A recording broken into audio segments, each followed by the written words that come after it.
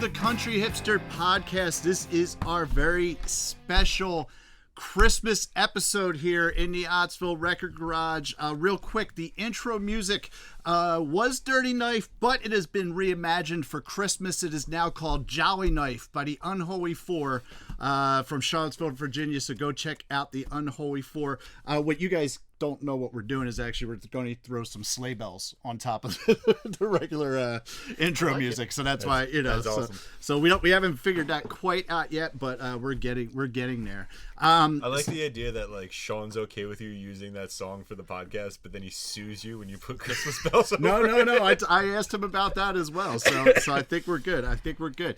To my immediate left here is my brother and co-host Adam, the Country Jack Skellington. Because you hate Nightmare Before Christmas. I do hate that. That's I why. I hate that movie greatly.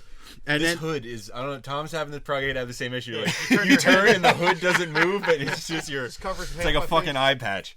Yes, and to my right is Tom, the bartender of the Country Hipster Podcast in the Ottsville Record Garage, the provider of the holiday cheer. So welcome. As you can tell, we are in full Christmas regalia here. Did I say that right? Regalia. Thank you. Okay. I'm not too bad. I'm getting there. So real quick, got some quick business here. Today is Friday, November 24th. It is Black Friday, which means couple things. It is a wine and vinyl Black Friday edition of the Ottsville Record Garage pop-up store at Wycombe Vineyards in Furlong, PA in Bucks County. It is starting at 3 o'clock, going all the way till 8 o'clock tonight. Now, here's the deal. If you're out, you're going to sneeze? You can sneeze. It's okay. No, it's all right. Yeah. If you're out and you are shopping at this moment and you're listening to this or going to be shopping, make sure you swing by Wycombe Vineyards. We will have records there available for sale. You can buy records. We're going to be spinning records. I'll be playing some Christmas music. There's going to be food, a bonfire, and wine, of course. And now here's the thing. Since it is Black Friday, and not only is this in person for the pop-up sale, but also on OttsvilleRecordGarage.com, promo code Black Friday gets you 25% off of your entire order. Whether you do that on OttsvilleRecordGarage.com or you come in person and you buy some records at the pop-up, just tell us Black Friday. It's the promo code, 25% off. It is available right now through to Cyber Monday. So we're taking care of Black Friday, Small Business Saturday, and Cyber Monday, all with one promo code. Basically, you know, you can use it online, you can use it in person at OttsvilleRecordGarage.com or our wine and vinyl pop-up. So please, and you can use it multiple times while it's available as well. Oh, yeah. fancy. So it's like, so you don't have to like put everything at once. You could like grab a bunch of shit and then be like, oh shit, I want to get more stuff. Use it again. So, you know, for those few days that's available, like, you know, honestly, we're a small business. I can't afford to do more than 25%, which is pretty damn good, I would say as well. So, so here we are, ready for Christmas, you know. So we got some drinks here. We do have the Booze and Vinyl Christmas edition there. So Tom, what is the first thing we are drinking? The first drink is Wrapped in Red. Okay, and this is based off of what album? A Kelly Clarkson album called Wrapped in Red from 2013. There you go. We are big Kelly Clarkson fans here. Yeah, this I couldn't tell you a Kelly Clarkson song if it smacked me in the face, to be honest. Could I? Yeah. Okay. Since You've Been Gone. Oh, is that her? Yeah. Okay, I thought that was like, her. you know, like some 41 or something. Yeah. It's all the same thing. Ooh. So I took a sip like right as we started recording, and I was like, Really? Now as I'm You're drinking, like, eh? But now as I'm drinking more of it, I'm like, oh. I'm my first sip is this is delicious. So what do we got going on here? This is the description from our book review here from Booze and Vinyl, or a Booze and Vinyl Christmas by Andre Darlington. Tanaya Darlington Sans is not on Sans Tanya. She's Tanaya. not dead, though. No, she is not dead. She's alive and well. It says to think of this as a cranberry spritz, a perfect treat when unwrapping presents or for serving at a snow angel making party. Have you ever been to a snow angel making party? Yellow snow angels. Correct. Okay. Exactly. Light, refreshing, and bubbly, it is a surefire holiday go-to, whatever the occasion. Okay. I tell you what. I'll agree with that description. Yes, I don't really know the snow angel party. I don't know what that's about. Sounds like something where you do cocaine. Ooh. I bet you Brian has been a few of those. Brian? Andre's a naughty boy, huh? Yes. Andre likes to party. Yeah. This is good. No, this is real good. This is one of those drinks like I can see like you have a holiday party, throw it in a fucking like punch bowl, and just be like, yeah, man, go to scoop that shit out. This is one of those drinks. This is a very simple drink. It was basically 1 part Aperol, 1 part cranberry juice, 2 parts sparkling wine. Okay. Yeah. That's it. Nice. Yep, not bad at all. Because it's from a Booze and Vinyl book, it either has to include Aperol or gin. Yes. So some type of bitter liqueur Yeah. or gin. Yes, exactly. But no, this is nice. It's real. It is real smooth. Like even like I know sometimes the Aperol's been a little bitter in some of the drinks, but this I think The cranberry juice it's actually cranberry keeps it in check. Yes, and I'm a huge cranberry fan personally. I'm very I like I like the cranberries. band. I don't know about the liquid. Yeah, I like the liquid. I like the liquid. It's okay. And I like. So did you ever? You've been cooking for years, and you're pretty good at it. How do you feel about making like fresh cranberry sauce compared to just buying the fucking can? Buy the fucking can. Exactly. I did It's it such a once, and I'm pain like, in the this is so balls. stupid. Yeah, it's good though. I like it. I like my mom makes one where she uses fresh cranberries. It's got walnuts and fucking jello and all okay. kind. It's good. It's Okay. really good. But it's a pain in the balls. Yeah. No. And on Thanksgiving, you've got 28 other things to do. Buy the can of cranberry. Don't fuck the box stuffing, but buy the can of cranberry sauce. And and I feel that way a lot with like cooking stuff. It's like if I can make something right and it's better, cool, then it's worth doing it. But if I make something and it doesn't taste any different than like some like the cranberry sauce, or in my case, I first made this when I was doing pies. I'm like, I'm gonna make fresh fucking pie crust, and that's a fucking pain in the ass. And I did it, and I'm like, this tastes just like the fucking Pillsbury things you roll out. I'm not making pie crust ever again. It's fucking stupid. I you know? will, but I'm a fancy boy, and I make it in my food processor, like one of my chef instructors taught me how to. So I keep it super simple when I'm making pie crust. But yeah, I also don't make a lot of pie crusts anymore. Yeah, I just like I said, I'll just and that's generally anything I'm cooking. I'm like, this seems like it's neat to make. Well, no, it's either better just to buy it better, or it tastes exactly the same. So why am I wasting? There my are time? a lot of things that are super quick to make. Like I don't know why people buy pancake mix. You see boxed pancake mix, Yeah. and you're like, it's 4 ingredients, but I don't know. Yeah. Whatever. Bisquick is still there. Makes no sense to me. Excuse me. It's convenient because it comes in a little plastic jug. You just fill it up to the yeah. fill line, shake it up, and then you go. I guess. I've never even used that. You never used that? this? I've never used Oh, that yeah, kind. it's- I Nah. see it. Like I could understand people going camping might take it with them, but at home, like I can make 12 pounds of pancakes for approximately $2. And that little jug to make 6 pancakes is like $4.50. Yeah, right. Cool. So not only do you get our vinyl record reviews and our booze reviews, but we also give you cooking advice here on the Country Hipster Podcast. We're just adding to the list. Yes. Music podcast, drinking podcast, literary podcast, Exactly. cooking podcast. It's great. All right, so real quick, the factoids. So real quick, what we're doing here today is like we didn't pull Christmas records out of the box of Michael. That would have seemed very suspicious if we happened to just randomly pull a Christmas album. Yes, exactly. So we've only done one thing suspiciously with the box of Michael. And that was for we good didn't purpose. even do that suspiciously because you did it legitimately when you recorded the bonus episode. I did actually. And then we just fudged it Yes. to Yeah, so I actually do have my real reaction to like me pulling that. yeah, because you pulled Bright Eyes. You pulled Digital Ash, right? Yeah. So one day I'll post that as like bonus content. But no. So what we are here to talk about is we're going to talk about Christmas music and the Christmas season. And listen, not to exclude any of the other religions. You know, the people who they celebrate Kwanzaa or they celebrate Hanukkah, or the secular people who just celebrate Tuesday. I was raised Catholic. Tom, Christianish, Nope. secular, non-secular. Yeah, no, just straight. Never Just baptized okay. or any of that nonsense. Yeah, You never were- went to church. Okay. I was baptized, but I was never confirmed. Right. Never went to Catholic. So I didn't go to Catholic school until I got accepted to a Catholic college. Yeah. So there you go. So we're focusing on Christmas because that's what we've grown up celebrating. It's not that we don't acknowledge the other religions and the other celebrations. It's just that it's I don't know anything about it. So it'd be insensitive if we tried to, and we would just butcher it. exactly. Yeah. Exactly. Which actually I will get into an insensitive person regarding Christmas music later. because it will be one of the albums we're talking about. Not really insensitive, just kind of like funny. We've got a big one going on right now, actually, as of recording. There you go. It's Diwali. Oh, Today's day 3. What is Diwali? Do you know what Diwali is? It's the festival of lights for Buddhists, Hindus, Sikhs, and Jains. There you go. It's a big clean your house, except make sure everything's reconnect with family, whether it's distance or grievances, and kind of it's a big one. Which is why we're not talking about these other religions, because I have no idea what the fuck is. I know it pops up on my Google calendar, Diwali, first day of Diwali. I'm like, I don't know what the fuck that means. So I know. So we're gonna stick to what we know. At work in the break room, there's like a piece of paper that has like a picture of like the candles that you light. Yeah, the dia. Yeah, there's a picture of like one of those, but like a coloring book style picture of it. Mm-hmm. So they have a bunch of them, so people can decorate the show, can make their own. I haven't done one yet because I've been too busy moving heavy boxes and driving forklifts. All right. So.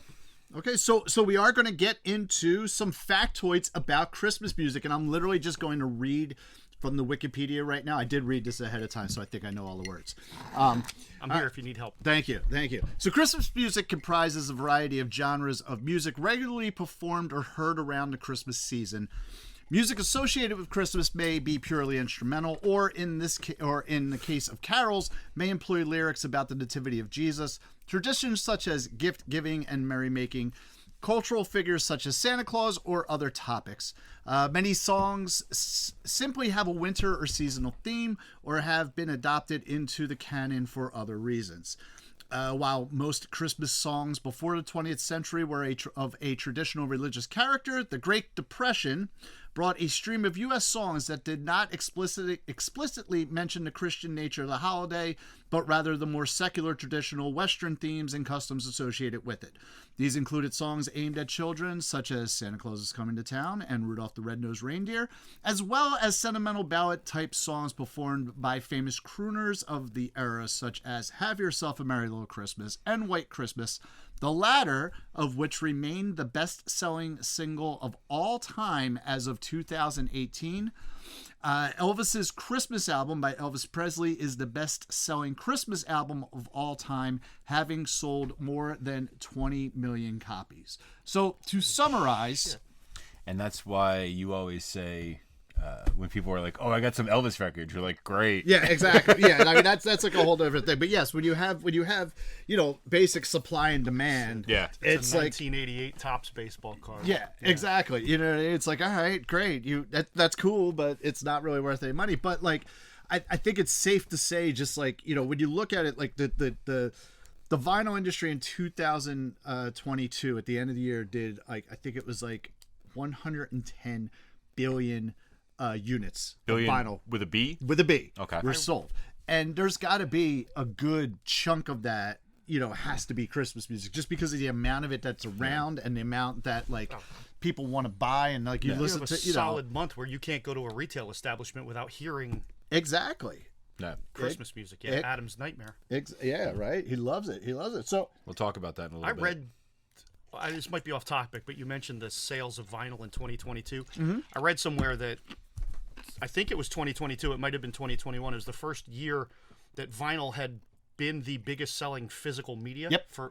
Which is amazing. Since like 1981 or something like that, or 83. Yep. Yeah. And I was quite surprised. It was vinyl. And they keep saying, like, everybody's like, oh, here vinyl's coming back. So yeah, it's kind of been back for a little while now. But thanks for noticing. So. It's kind of been back. I've just been in my garage selling it. Yeah, exactly. It's just I've actually been keeping vinyl from everybody else. It's in the 45,000 square foot warehouse at the Hottsville Record Garage. So all 20 million copies of that Elvis album are somewhere in this. They're somewhere in the catacombs of this building. You know what I mean? I think we keep them behind Snoop Dogg there. Yeah. You know what I mean? So, so the format of this show, like I said, it's a little bit different. We have the Box of Michael where we'll pick out the next week's episode. So we're not doing that for this. We're going to talk about, each of us have picked out a Christmas album, and so we've each listened to them, and we're gonna go through those, and as to why we like those albums and what they mean to us, and so on and so forth. So we're going to start off with Adam and your Christmas album. Awesome. I have mine right here next to me, because actually this is the This is the first time for this podcast I've actually listened to the album The actual on album. vinyl. Does anybody have an opener? I have like 6 of them on me at one Thank time. you. So I have this Alvin and the Chipmunks album that I happen to. Thank you. I think I've said before. A large portion of my record collection was inherited from my parents. They've always had their records in the basement with the turntable. They were just collecting dust. When I was in high school, when I bought my my first vinyl. Which we'll probably talk about on a later episode of the podcast. Okay. So I, took an interest in vinyl in high school, and I kind of adopted the rest of like everybody else's records in the basement. And this was one of them. I actually showed it to my mom this morning, and she picked it up and she's looking at it. She's like, "This was mine." I'm like, "Yeah, I know. It was one of the records I took from you guys." She's like, I'm like, "The record, I'm like, the sleeve has seen better days." She's like, "Well, it's like probably like 50, 60 years old." I was like, "Yeah, well, shit happens." It's kind of a weird one. So Paul and Tom did not actually listen to this album. You guys listened to an album of Chipmunks Christmas songs. So here's the thing. Here's my thing with the Chipmunks, and this is why we did this. Number one, we couldn't find that specific one. This is a very strange. Like, this album is basically Santa Claus telling the story of Alvin buying a harmonica for some sick kid. Okay. And trying to make his Christmas like it's okay.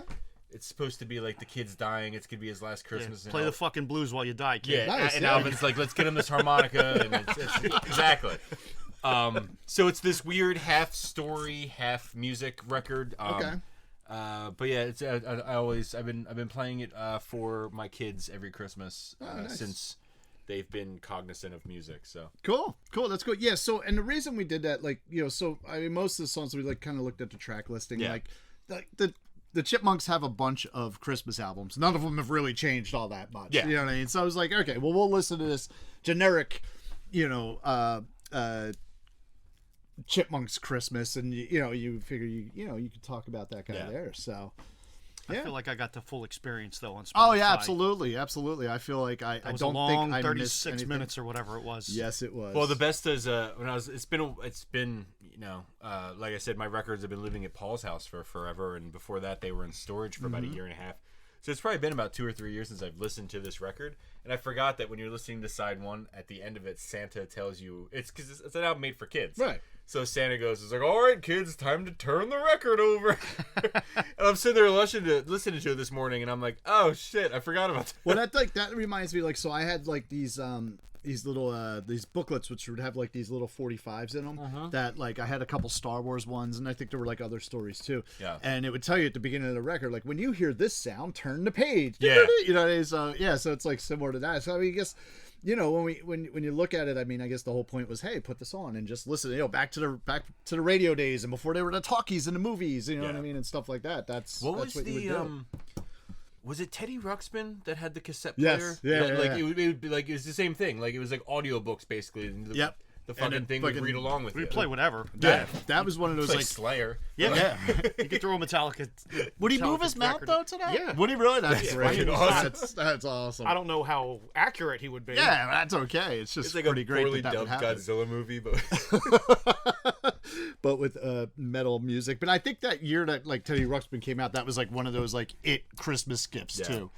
Does anybody need a beer? Which, by the way, I have popped open. This is probably my favorite Christmas beer and one of like I my would say favorite when beers you in said general. you had the Sam Adams Christmas Yeah. pack, I was like, Old Fezziwig is Old Fezz- probably my favorite Christmas time beer. You have Old more of them in there? Fezziwig, yeah, I will absolutely. try one. I've never had Absolutely. an You Old never had an old Fezziwig? Oh, No. here you go. I'm gonna take the other one. Yes, Oh no, please. there's multiple Old Fezziwigs. What's that? they- no, we're three. do they There's sell- four. I think it's four each of the three. Yes. Three Yeah. beers. Do they sell Old Fezziwig? Can you just buy just a case of Old Fezziwig? No, I've but never seen it. I have seen a 6-pack. Oh, okay. Yeah, I Gotta did say, see a 'cause 6-pack in Giant. I could so. really get behind just a Yes. case of Old Fezziwig. So here's what I'll say. If you guys go and you look back at my TikTok, last Christmas, you gave me your heart. I gave you my heart, and the very next day you just shat on it and stabbed me in the eye. Yeah. But no. So last Christmas, with Regina was due to be born December 19th. So Jack and I brewed a baby's first Christmas ale. Yeah. And when we were doing it, you know, like we use like very kind of like the generic malts and stuff like that, the malt extract. We don't do anything crazy, but like I was hoping to God it would turn out like Old Fezziwig, and it did not. It's not. Old Fezziwig is still pretty fucking good, but it's not. Our Christmas ale was similar. It was definitely similar. It was in the same vein, and it was very drinkable. It was actually probably my favorite beer that we've made.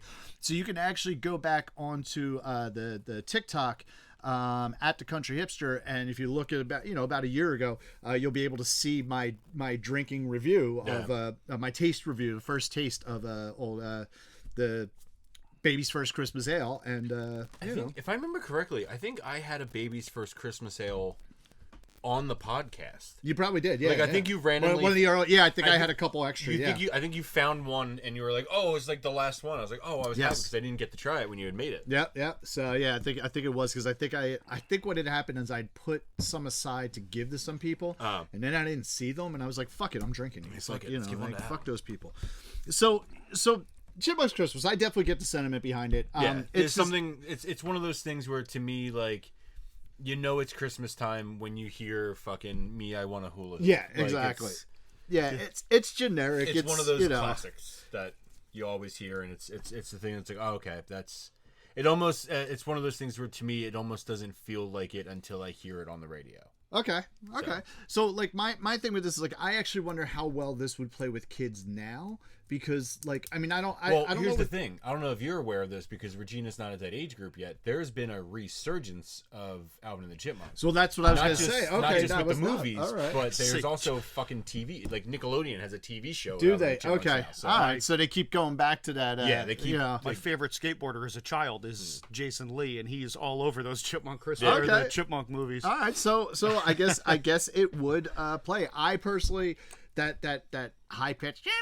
I could only take so much of it. Like that was just like Jesus Christ. And I think that's the good thing about this version of what I listened to, opposed to what you guys did, was that it has that story bit in between the songs to break up the fucking high pitched helium fest. Yes.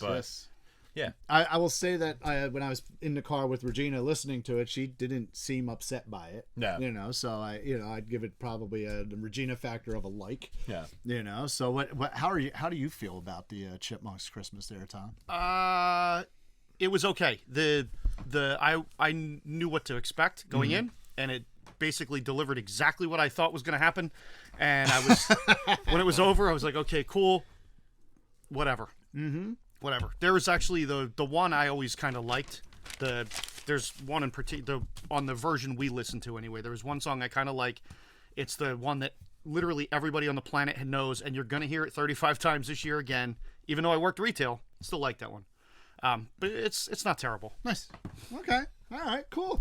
So while we're on your album there, Adam, and since you also are the co-host of the Summer Movie Club, what is your favorite Christmas movie?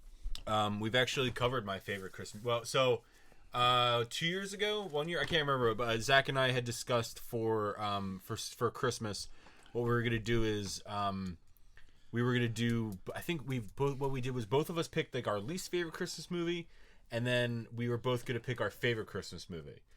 And I said to him like, well, we're gonna have to think of another movie because I'm pretty sure he and I have the same favorite Christmas movie, and we ended up covering it, which is Muppet Christmas Carol. Okay.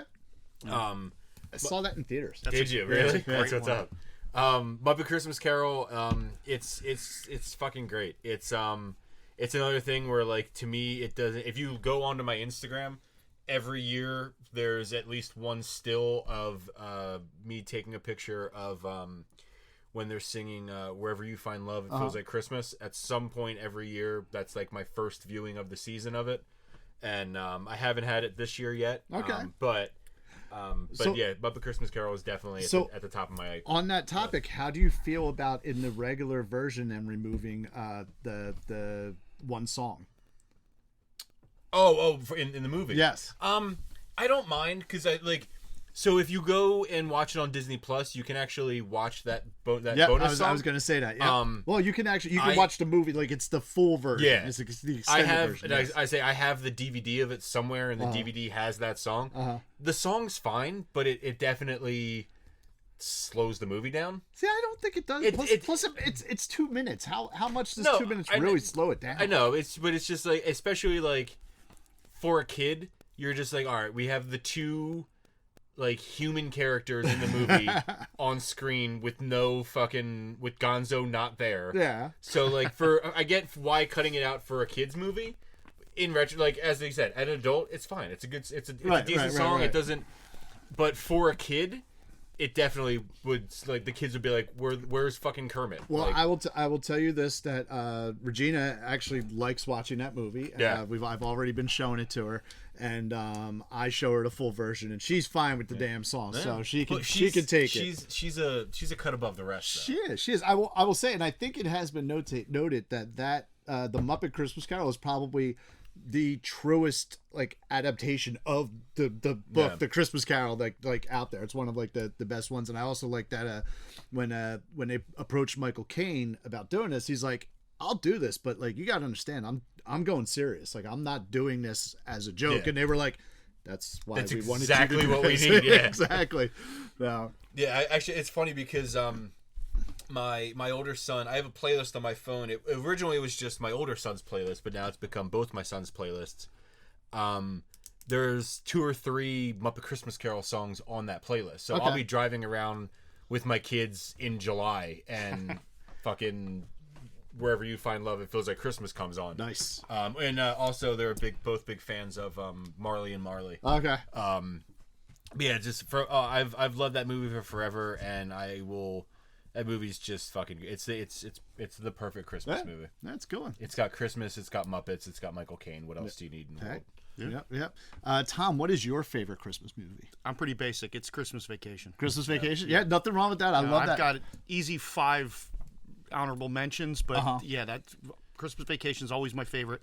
I don't really watch it any other time of year, but around Christmas time, I always watch it once or twice, and it holds up every single time. It does, and even with it being like, what was it, like early 90s when that was like filmed, and it's set in that time too. It still is relevant like to everything like today too. It's you got like, asshole family members, and asshole neighbors, and What is the best is like when I lived in Somerton, the neighbors who were like directly next to us, they were that was that Todd couple. and Margo. That was absolutely like all the fucking time, and I'm just like, Jesus Christ. And I actually felt bad for the dude because like what would happen was, so like, you know, like we weren't shitty neighbors, but like, you know, I had like 3 kids, and you know what I mean? Like the last thing I was worried about was if my lawn was perfectly manicured, right? It was cut, there was no trash, like whatever, but like, you know, I have better things to do than sit there and be a fucking lawn Nazi. So we were looked at as like the trashy neighbors because we didn't go like the extra mile and shit like that. But You guys just mowed the lawn. You didn't do the edging. exactly. piece of shit. You know what I mean? Exactly. You monster. I know. You know, I would clean up my leaves. Oh, geez, you know what I mean? Like I don't know, whatever. I'm not doing that. Yeah, right. But so what was funny though is when I would do a little extra of something else, I always felt bad for the husband, because no matter what I did, within a week he had to be out there doing something better. And I remember the one time I was doing something and he just walked. It was great because he walks up and he sees me doing. He's like, fuck. Because it's like, because he's like, God damn it, I forget what it was. Paul's but it in was the just backyard putting together a swing set. Exactly. They have a fucking like Chuck E. Cheese jungle gym the next fucking week. Yeah, and they didn't even have kids at the time. Yeah. But no, it was just funny because like I just remember that day. And I don't remember what it was. I think I might have been planting flowers or some shit like. There's something stupid that's like, all right, I have time to do this, so I'm gonna do it. Yeah. I just remember he's just like fuck. And like 3 days later, He's he's gonna hear out about there and he's doing something. I'm like, He's gonna hear about it. yeah, That's fucking awesome. See, Todd, the hillbilly neighbors fucking plant flowers. yeah, exactly. Why don't we have flowers, Todd? But yes. No, I do love some Christmas Vacation. That is a good one there. So, what is your favorite Christmas movie, Paul? I went around with this. It's Love Actually. Okay. I like I've it. actually, I hate that fucking I've never movie. actually seen that No? movie. No? The entire movie is so telegraphed that when you watch it, you're gonna be like, I know what happens next. Well, And you're yeah, gonna be but right that's- every single fucking time. But isn't that kind of the point of some Christmas terrible. movies? Like you look at the Hallmark Channel, like there's a formula that this is what it is, and it always ends up great at the end, right? Alan Rickman reprises his role as a total cunt. By Yes, the way. yeah, oh yeah. I always joke He's good because at that. my mom, Alan Rickman. Alan Rickman, Yeah, it's Alan Yeah, Rickman. yeah. my mom has gotten Hans very, very into Hallmark movies. Oh god. And I joke with her because like the other day she was watching one. I'm like, I really hate the fact that I'm seeing a Hallmark movie for the second time. And I joke with her. I'm like, I've seen every single Hallmark movie known to man. She's like, no, you haven't. I'm like, I've seen the 6 that they played this week, so I've seen every single Hallmark movie known to man. This one fits right in. It does. It's No, just they have a bigger budget, so they have a lot of like big name actors. And they have Keira Knightley. Yeah. When she looked really good. I don't know what she looks like now. I'm sure Probably she's still still- beautiful. probably but still a 10, but, yeah. You know, I mean, no, I just, no. Although I will say that whole scene where, like, the dude where he's, like, holding up the signs. Dude, you're a creeper, man. The dude Like, from Walking Dead. Oh, is it? Yeah, I don't even know. Like, Yes. Yeah, but that's kind of like, oh, man, no, that's kind of weird. You kind of, like, just ruined their Christmas video to give yourself something to pleasure yourself to. There are so many fucking weird, like Oh, yeah. every person in that movie is a dickhead. Uh-huh.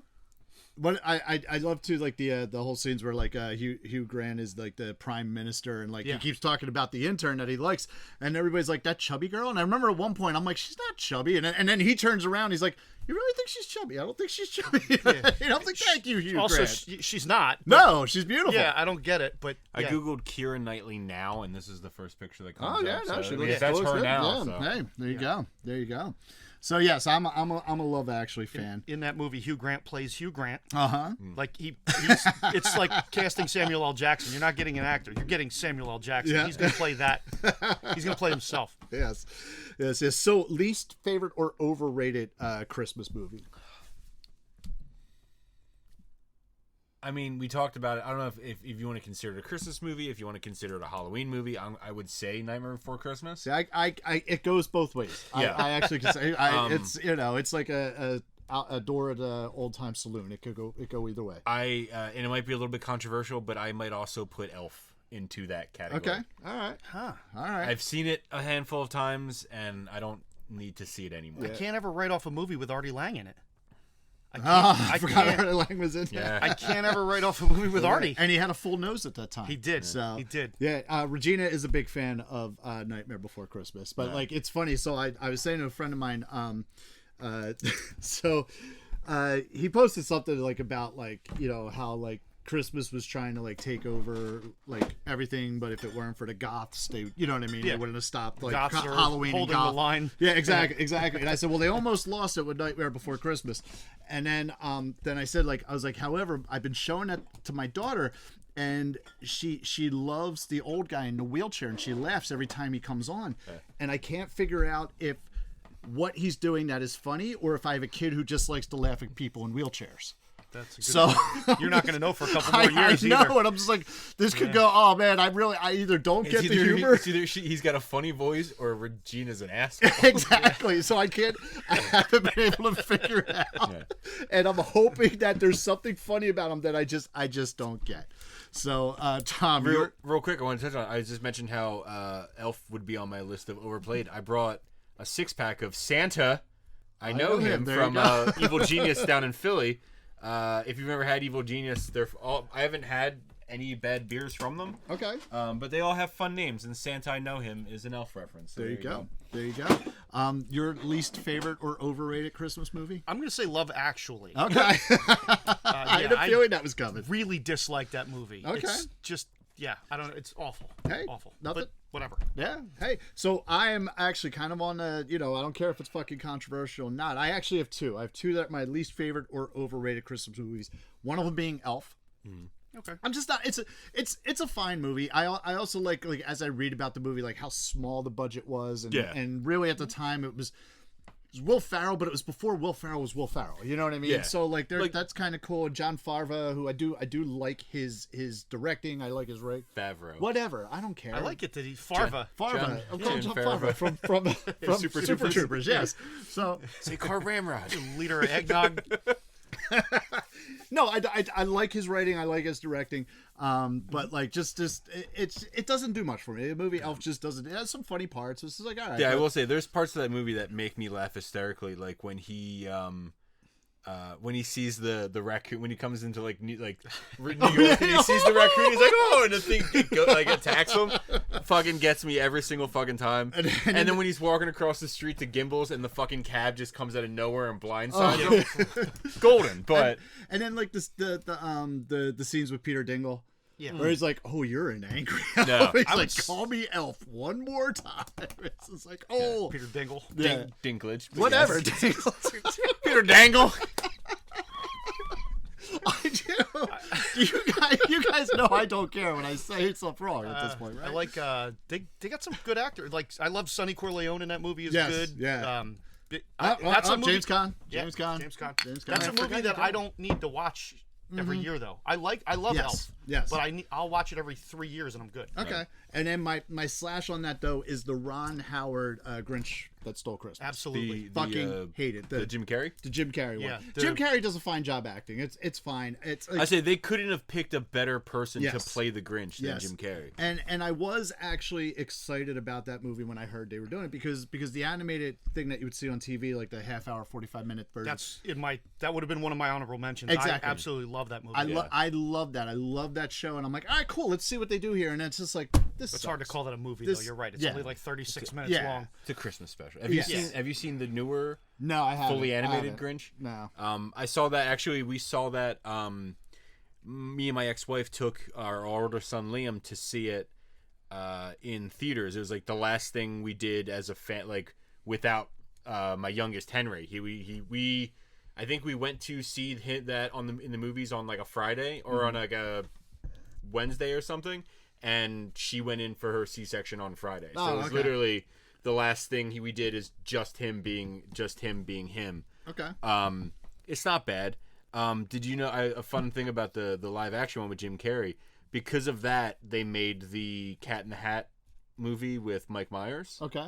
And when Dr. Seuss's wife saw the Cat in the Hat, she said that she would never greenlight another live action adaptation of one of Dr. Seuss's Really? works. Okay. Yeah. That's fair because that was a piece of shit. It was, a piece yeah. of It was. shit. It was a piece of shit. It was yes. garbage, but yeah. Yeah. Yep. So all right. So Tom, we got another drink. Yes, we What do we got? What do we have going on Our here? second drink, we went with A Lot Like Christmas. A Lot Like Christmas. Off All right. of the Bing Crosby Merry Christmas album from 1949. All right. I thought you had a Bing Crosby album, but yeah. No, yeah, Perry well, Como what's in funny the is back. actually I said to him when I was putting that up there, I was like, oh, I gotta put Bing up here. I'm like, oh no, this is fucking Perry Como. Oh no, fuck it, I'm still putting it up there. Same So, thing. Same thing. You know. Look alike, just generic white guy with a suit. Yep. Yep. All He right. didn't, although I don't think Perry Como ever got any controversy about beating his children with a bag of oranges. Probably not. Probably not. Bing did though. Okay. Legend. All right. Hey. Anyway. hey, all right. Legend. So I'll be on it. So will you do that? Wait. The drink you're making, is it that one with the orange, or is Yeah. it the lemon? What you have with the lemon for? Did he really? no. He beat his kids with a bag of oranges, and now there's an orange peel in his fucking drink. That's amazing. That's actually pretty amazing. That is a grapefruit peel in the picture. Oh, that's okay. good. Okay. But I mean, It's citrus. Okay. also he allegedly beat Allegedly, his yeah. children with a bag of Allegedly, oranges, according to his children. So while Tom is making the drink, Adam, can you hand me that pile of junk Yes. that I handed you earlier? So what we have here, right? And I am a diabetic. We have talked about this, and I also one of my favorite things So what do we have? We have enough we have- sugar to put you into a coma. have the Stouffer's stars, the chocolate stars with the little white Chocolate Corals, I guess. starfish. Yeah, Hot dog flavored water. Yes. I got some That's peeps the third here. drink I'm making. Actually, There you go. I got some peeps here. We got some gingerbread man peeps and some Christmas tree peeps. Now these are supposed to be gingerbread men flavored, so I'm interested. These probably just taste like regular peeps. And then we have a plethora of candy canes. So I am like, all right, so But no peppermint ones. No which fuck Tom, peppermint ones. Which Tom was saying he's not. I was saying I love candy canes, but Tom was saying I- he does not like the peppermint. fuck the peppermint candy canes. I don't like them. I love all the different flavors of candy canes. So like we got this one here that's like 7-Up, A&W root beer, and Dr. Pepper. This one I saw and I was like, oh my god, how do I not get this? It is Fruity Pebbles and Cocoa Pebbles, right? And then we got some Hawaiian Punch, so it has tropical punch, cherry, and grape. And then this, I saw this and I was like, dude, how do I not do this? It's baby It's bottle. baby pop. bottle pops. But here's the deal with these. Not only do you get a candy cane, but you get a little fucking container of fucking sugar. You get a vial to of dip it in. cocaine. So while he's making those, we're gonna try some of this shit here, Adam. And Tom, you are welcome to join us as well. I want to dig right into because Tom was saying he loves the Dr. Pepper ones. Okay.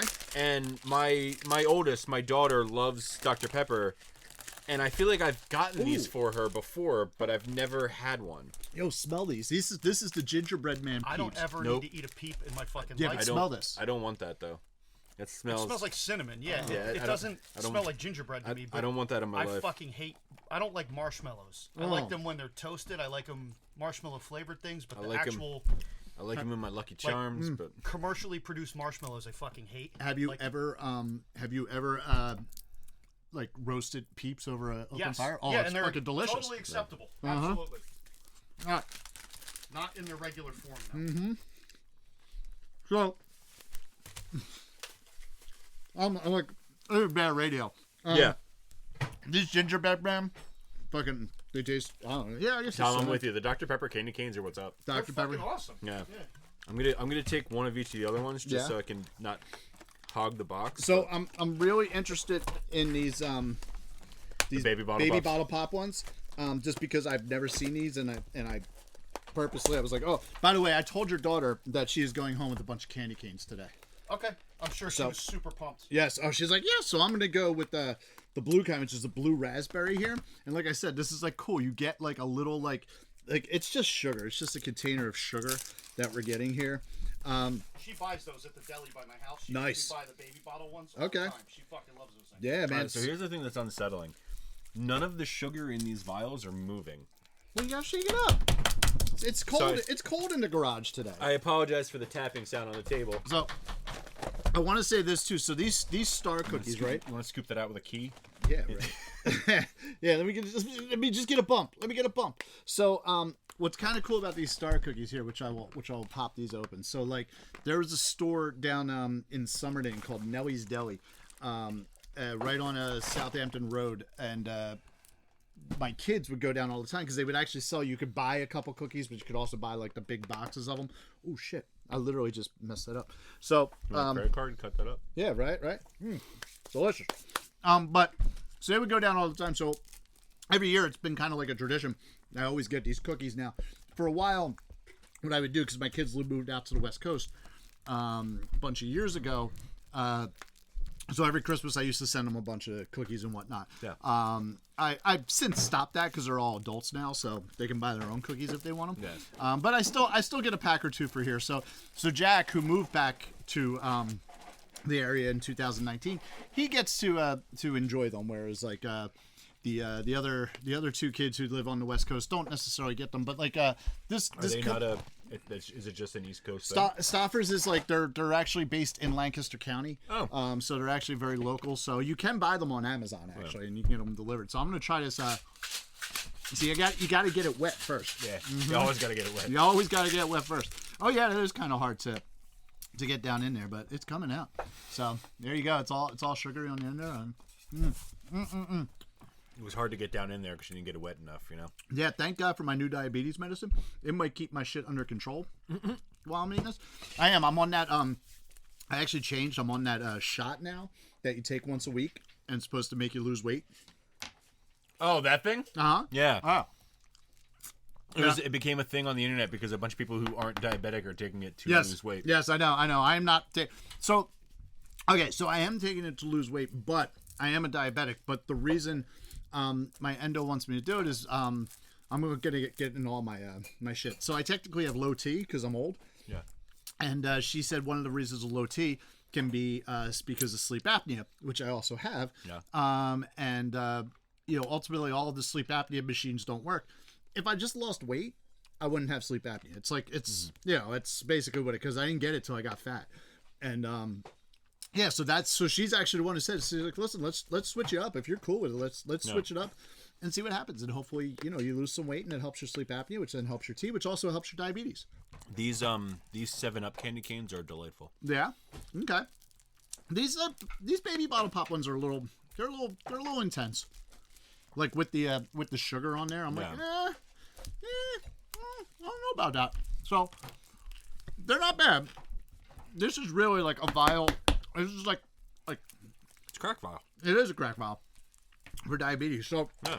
I have to go right to the Fruity Pebbles one. Although, do I want to do Fruity Pebbles or do I want to do Cocoa Puffs? Do 1 and 1. Or Cocoa Pebbles. Do 1 and 1? All right, cool.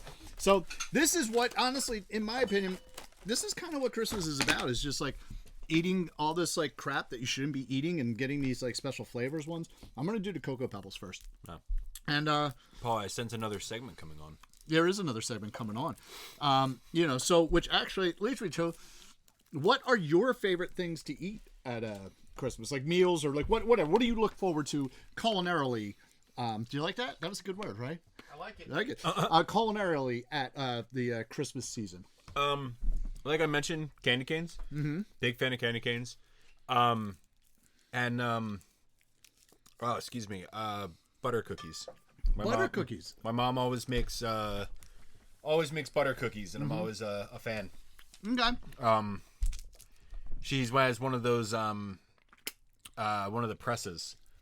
You know what I'm talking about? Pizzelles? Gun. No. The It's like a caulking gun. yeah, it looks like a Oh, caulking really? gun, Okay. but for making different shaped butter cookies. She started out when I was younger and had one that was literally just like a canister with a fucking screw on the end of it that pushed it out. Nice. Now she's gotten a little bit fancier and has like a nicer one. But yeah, growing up, it was always candy canes and the cookies my mom would make. She was also a big fan of making the glob of peanut butter with the Hershey Kiss in the middle. Those are fucking solid. I used to love it's weird because I loved them when I was a kid, and recently I haven't. Like I could eat I used to be able to eat like 1,000 of them. Now I could eat like 1 or 2 of them. I'm like, I'm good. Because you're old. Yeah, it's because I'm old. But yeah, like honestly, just like in my idea of like Christmas dinner, when I was married, Real quick, Cocoa Pebble candy canes, not good. that good. my ex-wife, her mom, Debbie, Debbie, I'm out of a drink. just cheers something. Yeah, candy cane. There you go. Debbie. She would every Christmas Eve would do the 7 fishes. So that is one thing that I got super excited when I found out that our dad was marrying like a fully Italian woman. I was like, Italian? Oh, yeah. yeah. I was like, oh, we're gonna get to do 7 fishes. Never once have we been invited to the goddamn 7 fishes. But your mom doesn't do it. She did it. I think the first time she did it was last year. Okay. Maybe the year before. I can't remember. But yeah, I mean, my ex's mom would do spaghetti in red sauce with tuna. Mm-hmm. She would do spaghetti. It sounds weird, but it's fucking delicious. Sounds weird because it is weird. No, it's fucking delicious. Like not like tuna fish, like not like canned tuna. No, she would do Yes, canned it tuna. is. Yeah, canned tuna. Oh no, that is No, weird. no, it's good, dude. The first time she said it to me, I was like, "That's fucking disgusting," and then I tried it, and I fucking loved There's it. like a million fish. You only have to pick 7. Yeah. You could just use a different one. Yeah, Or get fresh tuna. yeah. So she would do spaghetti in red with tuna. She'd do spaghetti in white with clams, lobster, like tail, and she used to do it with crab, but then we found out someone is allergic to just crab. So That's weird. yeah. Oh, by the way, fruity pebble ones, fucking delicious. Definitely really good. She would also do. Where are those soda johns? Oh, they're right there. She would do the crab legs. She would do mussels in red and white. She would do the one thing that made me upset that she didn't do was she never made smelts. Because they smell. Yes, they do. They do apparently do. But when the 2 times that my mom's done it, she made smelts because her mom would always make them, and it's literally you just deep fry a whole fish and eat them bones and all. Bones and all? Yeah. Yeah, they Really? look like a fucking minnow that you catch at the creek. Okay. Like you see rainbow smelts is the ones you see a lot at the stores. Fuck, these fucking the root beer ones are The fucking ones are fire, good. dude. Yeah, the A&W ones. Yeah. Okay. Do you want any candy canes there, Tom? You want them Dr. Peppers? The red guys? Just save me one. I do want to try one of those Dr. Peppers. There's 3. There's 3. All right, I'll cool. take one. There you go. All right. Well, the rest are going home with your kids. So, I got the tropical punch, the Hawaiian punch ones now, or the Kool-Aid ones. Sorry. But yeah, these are nondescript, just like fruity. But No. so far, my favorite has been the Fruity Pebble candy canes. No. So okay, so what else you got? Like just the anything else as far as I mean, that goes? like until I married my ex-wife, like Tom, where are you going? I'm just setting things out of the way. Oh, wow, we were just gonna put him in the front. we what's it called? Run out of room with all this other shit in the way. Oh, I know. Before marrying my ex-wife, my family we just always did basically Thanksgiving part 2 for Christmas dinner. So, and my favorite meal of the day is Thanksgiving. So, our favorite meal of the year is Thanksgiving. So, I was happy with Thanksgiving part 2. Cool. Fuck yeah, give me a whole turkey anytime. Yeah. So Tom, before we get into what your favorite holiday foods are, what are we drinking here? This is a recipe inspired by the 1949 Merry Christmas album by Bing Crosby. Side B, A Lot Like Christmas. It says, channel a bygone era with Applejack brandy, once America's most popular spirit, which I did research on, and I got some factoids if you want them. Okay. Reminiscent of the spirited but balanced drinks of the 1940s, this cocktail is a pretty sight to see. With a hint of orange and a dash of lime, it's as enchanting as Bing's voice. Unless he's coming down the stairs drunk to kick the shit out of you. With a bag of Unless he's got a bag of He's oranges. gonna fuck you up with a bag of oranges. So this is nice. This is refreshing. Like on like the front end, it's almost like a margarita, but then you get the brandy on the back end. And it's really nice. I like it. I've got a piece of candy cane in my mouth, which might be throwing that off a bit. Yeah. But it starts out like you're saying. Yeah. You get the lime juice 1st, and then the back end, yes. Yes. Yeah, it's. But it's like But I can taste the triple sec in there, the orange liqueur. Yeah. Like that's kind of the middle for me right there. I've never been big on brandies and stuff like Christian Brothers and shit like that. So for this to have just that subtleness, it gives you the good part of the brandy, not the what I would consider the bad part, which I don't even know what the bad part is because I don't drink enough brandy to really say. I just know that I haven't really liked a lot of it. I feel like the bad part of brandy is when you drink too much and beat your wife. I think the bad part of brandy is when she killed that person while driving. True. Yeah, but The worst part about brandy is when she claimed that boy was hers and stole him from Monica. I know. Wait, didn't something awful happen to her though? Who, Monica? No, Brandy. Oh, I have no idea. I don't know. Yeah, she was in that terrible Cinderella. Oh, she adaptation. was in that bit. I thought something bad happened to her. Well, too. if something bad happened to Brandy, now I feel like an asshole for talking shit about Brandy. But I had to Google it. yes, there you go.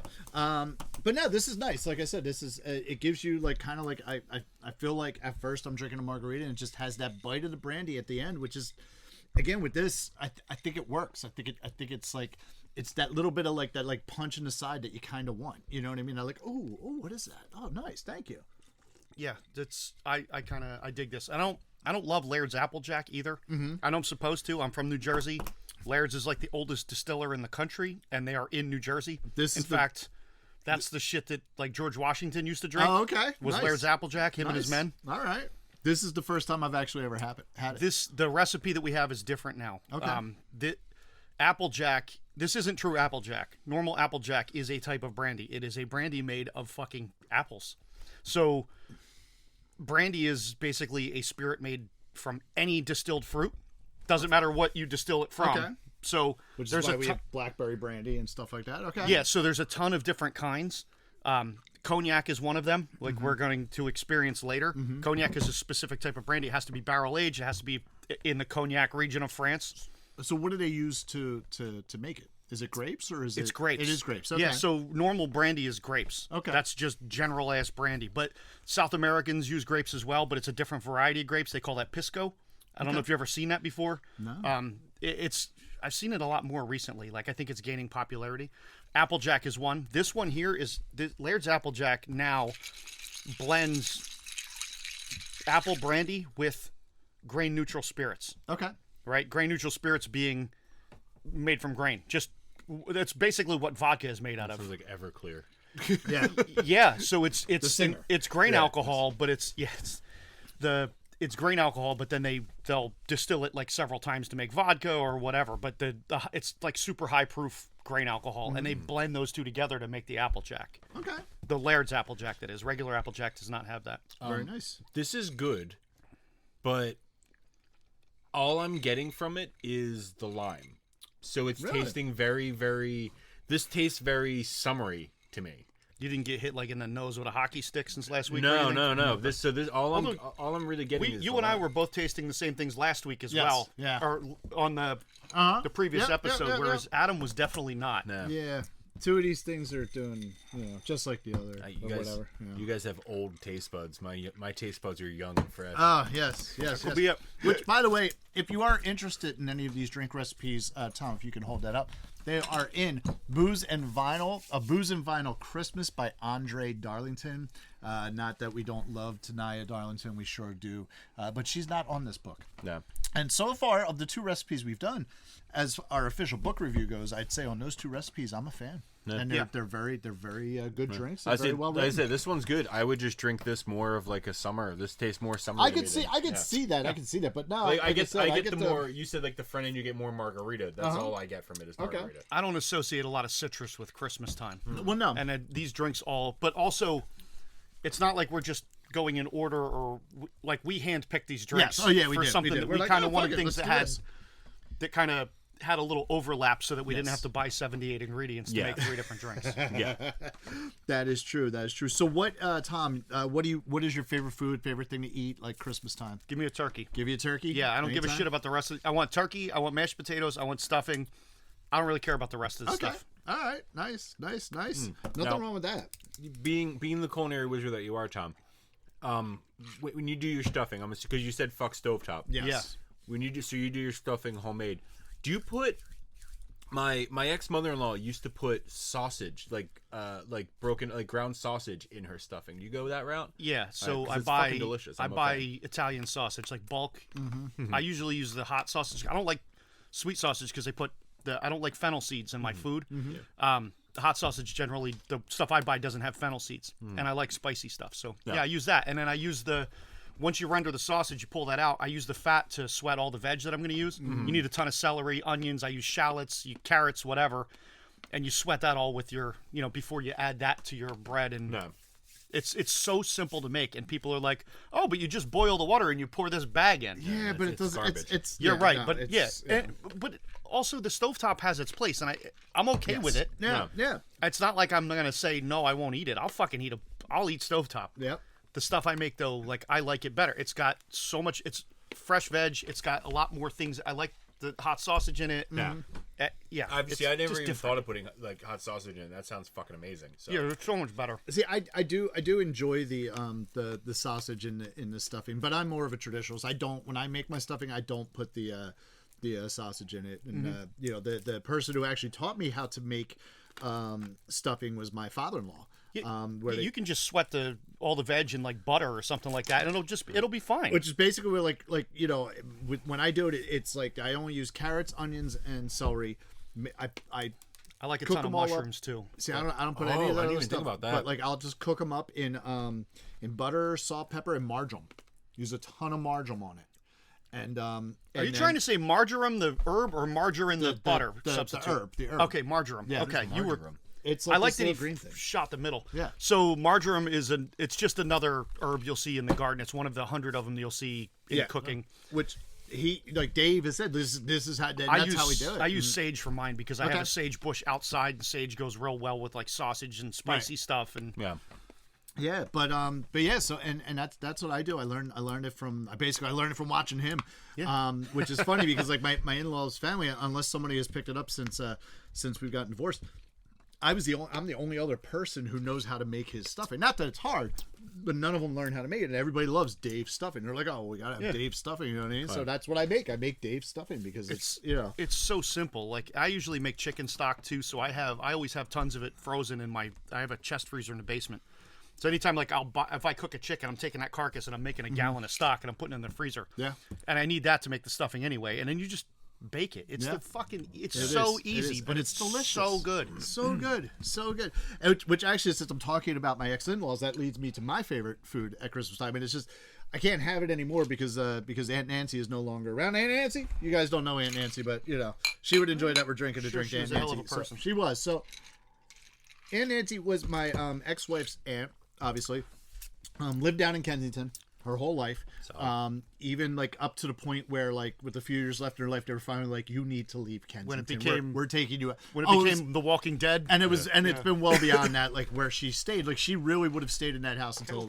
Oh yeah, absolutely, until she was gone. But what she used to do, she used to do this at Easter too. But every Christmas, we would always make a trip over to Aunt Nancy's, and it was the simplest thing. They were just these hot roast beef sandwiches where she would just go down to the deli, get a bunch of fucking roast beef sliced up, put it in a crock pot with some fucking, canned gravy or jar gravy or whatever, on a Kaiser roll with some fucking provolone cheese. And but that was the thing. Like I discovered that as a teenager when I was, dating my ex-wife. Do you like a horseradish? I on do your not. I roast beef? fucking hate horseradish. No? I'm not a horseradish What's your fan. opinion? I love horseradish. I can't do I that. like spicy stuff, man. But that's one of my like favorite like Christmas meals and like holiday memories was going to Aunt Nancy's and getting the hot roast beef sandwich, and so there you go. I had one of these fuckers in years. No, they're they're so great, good. right? They are so good. They're like I was just sitting here thinking, we listened to albums that you guys picked too. I'm getting Okay. I'm getting them. I was sitting, I was like, Trying to jump ahead, huh? You want me to know, grab I'm the just- box of mic for you, fucker? I'm just sitting there thinking like, we talked about my album and we've been going for like an hour now, and I'm like, oh shit, there's two other We're albums. talking about other stuff. I told you this was going to be a long one. I know. did I not- was just concerned that maybe you forgot. no. We got the food drinks we are got to get, talk about. drinks Listen, are getting to him. He's high on This is- sugar now and diabetic. This is a comprehensive Christmas episode. I've told you, like this isn't just about music. We're talking about so many different things here because why not? It's fucking Christmas, I was and just concerned. no, we're all good, and What is Christmas if not the season of excess? exactly. So, which brings us to our second album, which is Tom's pick. Tom, go for it. Which actually, hold on. Yeah, I forgot to bring my. I have a copy of it on vinyl that I think I bought from Paul several years ago. We have. There we go. It is Boom. Christmas songs by Bad Religion. Yes, which is available on OttsvilleRecordGarage.com for $25.99. I have 3. Yeah, absolute bargain at twice the price. He's got by the way. 3, but he might only have 2 by the end of the day. Yes, these are limited edition colored vinyl. And what you can do, since today is Black Friday, if you come to our We might not have any more because Tom know. doesn't. No, hold on, I'm gonna wait till Black Friday and buy it for $6 less. exactly if you come to our wine and vinyl Black Friday pop-up event at Wycombe Vineyards, or you go to OttsvilleRecordGarage.com and put in the promo code Black Friday. From today through till the end of Cyber Monday, you can get 25% off of your entire order. So you can save, what is this, $6? Yeah, there you go. Whatever. $6.50, You can save some money on we're doing the math. one of the 3 copies that we have of Bad Religion Christmas songs. But Tom, go on about this Real album. quick, are they different? Are they? Do you know the color? Or I is do it- not. it's So like- I don't mine know is if they're not- random colored. Mine I'm is not not really a colored sure. vinyl. Mine is a regular old black vinyl. Nice. But so- again, I bought it from. I think I bought it from Paul back in 2013 or 2014. Probably I something think I like bought that, it from yeah. Paul. It's just ever since Bad Religion is my favorite band. Okay. They have been for many years. So real quick on that, Bad Religion is one of those bands. I don't have an opinion on them except that I want to like Bad Religion, but I've never been inclined to take the time to listen to Bad Religion. I get panned for this a lot from like my friends who also like Bad Religion because they call me a punk bitch because so one of my I'm sure there's many reasons. this is one of many reasons they call me a punk bitch. My favorite album by them is not probably considered in their top 5. Okay. It's an album called Stranger Than Fiction. Okay. So it's fucking incredible, but like every good punk album, it's like 36 minutes long or whatever. I think I bought that one from you on vinyl as well years ago. It is Dr. Pepper. God damn. the Dr. Pepper one. Fucking have the root beer. It's literally a fucking root beer bar on Candy Alright. Game. Yeah, oh yeah, but there's so many root beer candies. There's no other Dr. Pepper candies. Anyway, Bad Religion's my favorite album, or my favorite band. My favorite album by them is called Stranger Than Fiction. Okay. It's excellent. Top to bottom, there's not a bad song on it. It goes by quick. There's some great fucking songs on there. But this album, like when I saw that they had a Christmas album, I'm not a big fan of Christmas overall, right? I don't, whatever. I don't have a lot of good Christmas memories from when I was a child. Oh, we're gonna get into that too. Great. Great. So listen, I've cried in front of a lot of therapists over the years. Let's cry. We're gonna get into your trauma as he let's grabs talk a about- full bottle of Aperol. Childhood trauma. Yeah, Paul's gonna beat me with a bag of oranges later. But the album, because it's my favorite band. They've been playing together. They're one of the bands a lot of people have heard of. I'm sure you've seen their logo. They've been playing together since 1979. Jesus. Like, and they're still playing. They're on tour right now. Yep. Like they're one of those bands, when you see them live, they always fucking deliver the goods, though. That's the thing with them. The one guitar player was in Minor Threat first. Yeah, and then Greg eventually joined- Hetson. Yes, yeah, I think so. Yeah, and then joined Bad Religion. That's what he does now. Yeah, he's the owner of Epitaph Records. No, that's the other one. It's Gerwitz. Okay. My bad. Anyway, yes, they're good musicians. They've been playing together fucking forever, and it's still essentially the same band as when they started playing together. The lead singer is a super interesting guy. He's got a doctorate. He fucking teaches evolution at UCLA. Like, Really? yeah, his name's Greg Graffin. He's an author. He's got many solo albums out. He's fucking great. We lost our Christmas tree. Oh, I'm sorry. I'm just gonna move it over. I forgot to put the cooler It's okay. back with It's the okay. Christmas tree. I just want to make sure we have our Christmas tree. Yeah. When I found out they had a Christmas album coming out, being that that Greg Hetson is very skeptical when it comes to religious bullshit, and he's a very educated man. I like his opinions on things. When they got a Christmas album coming out, I got to check this out. And they play punk versions of really well-known Christmas songs, aside from the last song on the album, which is one of their songs that they stuck on there just for good measure. Yep. But yeah, the album top to bottom is fucking incredible, and it's 42 minutes long, something like that. It's quick, and it goes by technically an faster EP. than you think. Yeah. You can fit that. No, you can't fit that on one side. It is two sides, but It's two sides, it's but damn yeah. near ones. If they took American Jesus off, you could probably fit that on one side of a vinyl. When I first put it on, I wasn't sure.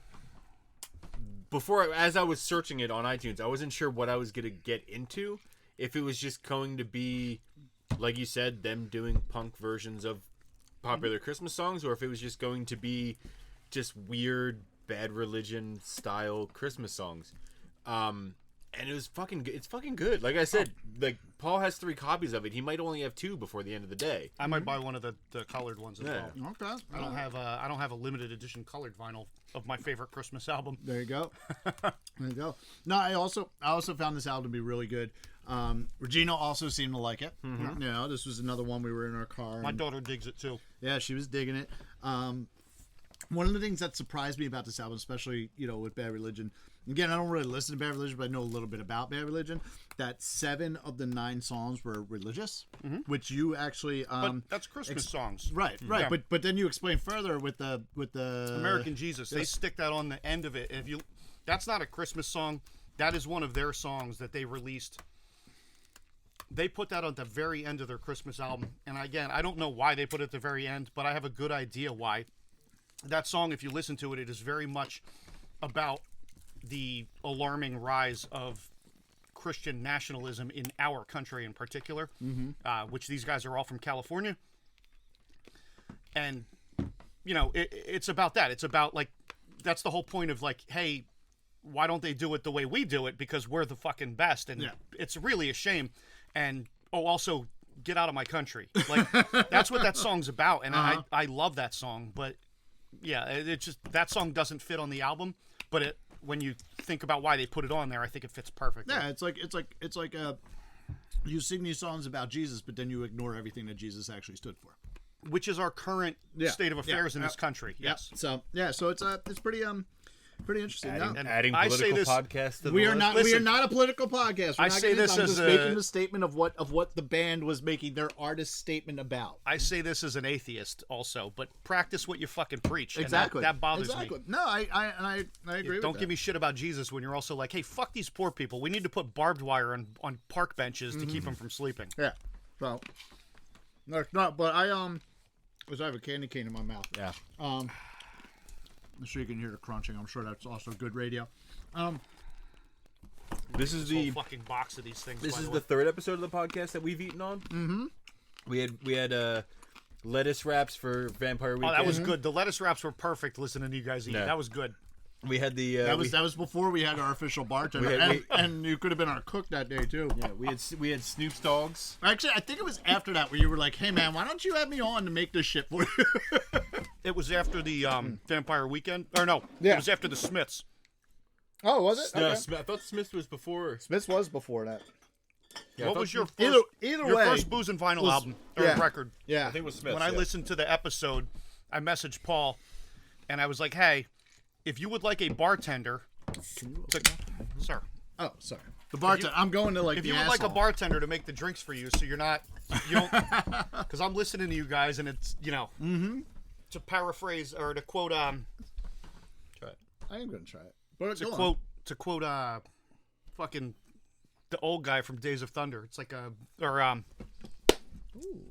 I fucked it up. It's like a monkey fucking a football. Okay. You making drinks. I actually used that. It's what's that? The fucking Miracle. The fucking the hockey movie about the USA hockey team. The coach used to say that too. Herb Brooks. Yeah, he used to say, "Hey, you look like a monkey fucking a football." Now I remember when my when I was coaching soccer. when I was coaching youth soccer, I used to No, say no, that no. to my kids. What happened was, so I coached these kids from the time they were like 5 years old, and in the last year I coached them, they were 12 years old, right?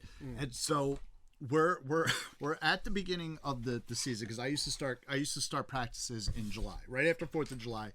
We would start practices to get ready for the September season, right? Yeah. So I did a whole preseason, training camp with them, 2-3 times a week just to get them ready. And we weren't the best soccer team as it was. I just wanted them prepared and you know what I mean? Sure. I always coach to like, hey, what did you learn from the experience, and play your best, and have fun. But ultimately, you have fun when you win.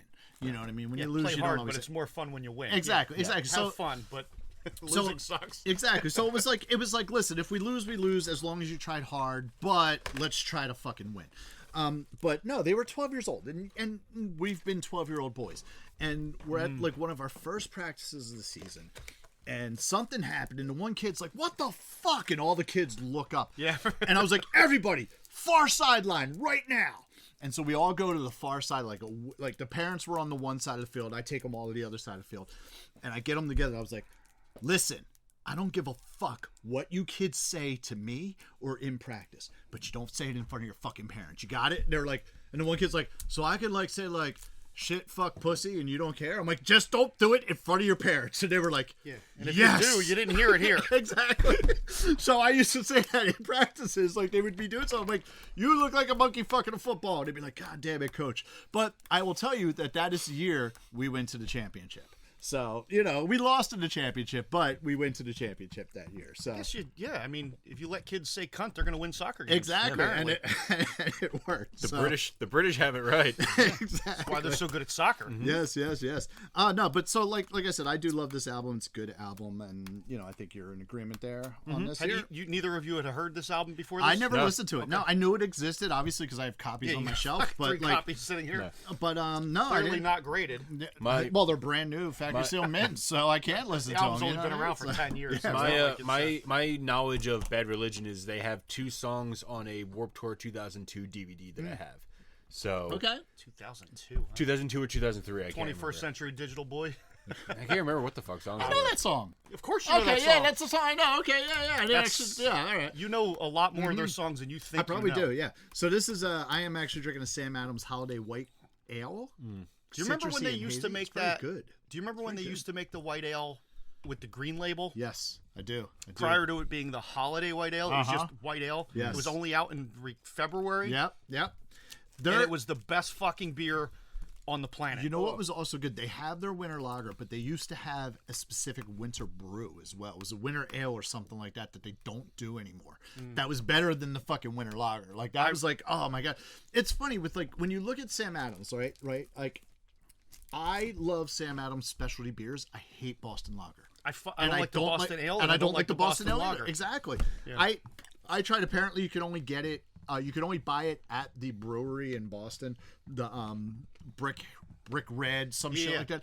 You can get it, but it's really difficult to get your hands on. So a friend of our brother Michael's. It's just called Brick. Yeah, whatever it is. Yeah, he lives up there, so he came down for Michael's birthday. But that's bought him what like the a 12 massholes pack. refer to it Yeah, as. I had one, and I was just like, But like, you hand me this, you hand me the Fezziwigs, you hand me the fucking Oktoberfest. I do like their old recipe of their summer ale better than their current recipe of summer ale. But even their current recipe of summer ale isn't bad. No. You know, but like it's just funny. Like I like their like specialty beers, but I don't like their core beers. Yeah, they make like 38 beers, I think it was last time I Something like remember that, yeah. looking. Yeah. They had like 38 different beers. I like most of them. Yes. Yeah. It's just I don't like the Boston Ale, I don't like the Boston Lager. But some of their beers, their Oktoberfest is one of my favorite beers on the planet. Yep. The white ale was I used to wait all year for that fucking white ale to come Yeah. out. And you could only find it like the first week of February until maybe the first week of March, and it was gone. 'Cause Okay. It was just the annual release. I would go all over the fucking place to find it, and I would buy as much of it as I could get my hands on. Yep. I love that shit, and then it just disappeared. Yep. So go on. I've always had this dream in my heart of trying that Millennium? No, the ridiculous like $1,500 bottle that they Oh, sell, the yeah, Utopia, I've heard whatever about the that. fuck Oh, the it's called. Utopia is like $200 or something like Oh, that. really? Yeah, Yeah, it's some ridiculous it's a price, but $7.50, still, which is like- like 2 beers. But Yeah. I know neither one of you are good with conversions. 750 milliliters are about 24 ounces, 25 ounces, let's say. Oh, okay. So that's like 2 beers. How many cans is I that? mean, 2. Let's In a little bit. yeah, we could definitely So that's why I tell ladies. Well, those 2 are- in a little bit. You know what if I you mean? look at the bottom of that, right, a 12-ounce can is about 355 milliliters. That'd be 710 milliliters, so it would be an extra maybe 3 ounces. So 27 ounces, let's call it. Where the fuck am I looking? That's what I I'm don't know, trying to not figure the out. bottom, but like toward the bottom of the side, you dickheads, where it says. 355. You're right. Okay, It's on the side. It's on the middle. Fuck you. It's on the middle. okay, I'm sorry. So 2 of those would be 710 milliliters. Yeah. Obviously, the a 750 is a little more, slightly more, maybe less than 3 ounces. This hat's itchy. I would. It looks like it'd be itchy. I have friends It's that have been fine, purchased it's that just stuff getting in the itchy. past, and they're like it's super thick. It's like drinking fucking beer flavored syrup.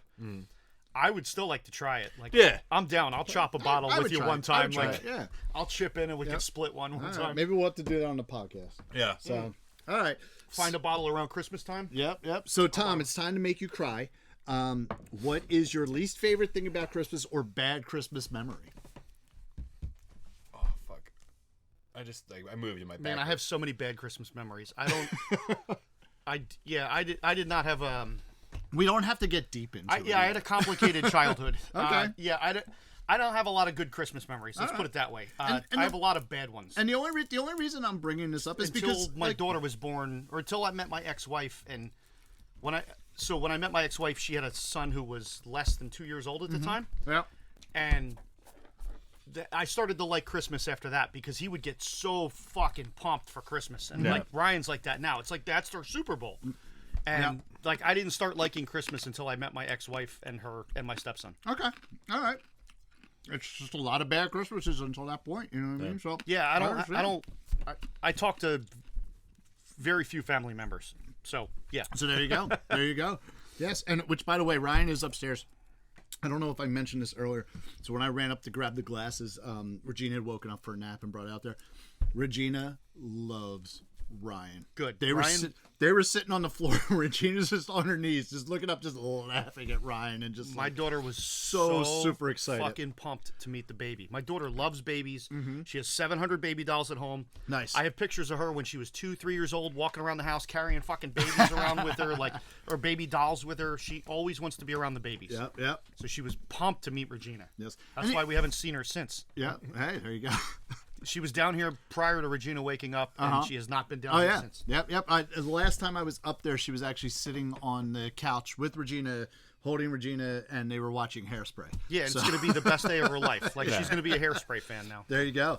There you go. And the only reason I bring up like least like favorite thing about Christmas or bad Christmas is because we're cynical assholes. That's what we are. And yeah, That's and I it. didn't like we looked. I didn't like come downstairs I lived in a one floor house, so I never had stairs to come down. But I didn't like come out of my room and find like my dad dead under the Christmas tree or something like that. Yeah. Like what's the story from Gremlins where the dad tried to come down the Yes, chimney? yeah. Oh, yeah, Also- yeah. Phoebe Cates' dad. Yeah, man. Yeah. Because he was trying to play Santa, and then he found him in the fucking... if Die Hard's a Christmas movie, by the way, Gremlins is too, and Gremlins is Gremlins a better also- movie than Die Hard. So Gremlins is fuck more outta here of a with this. Christmas movie than, I than agree. Die Hard. And I don't disagree that The Die Hard's a Mogwai Christmas was a movie. Christmas present. It was. It was. Exactly.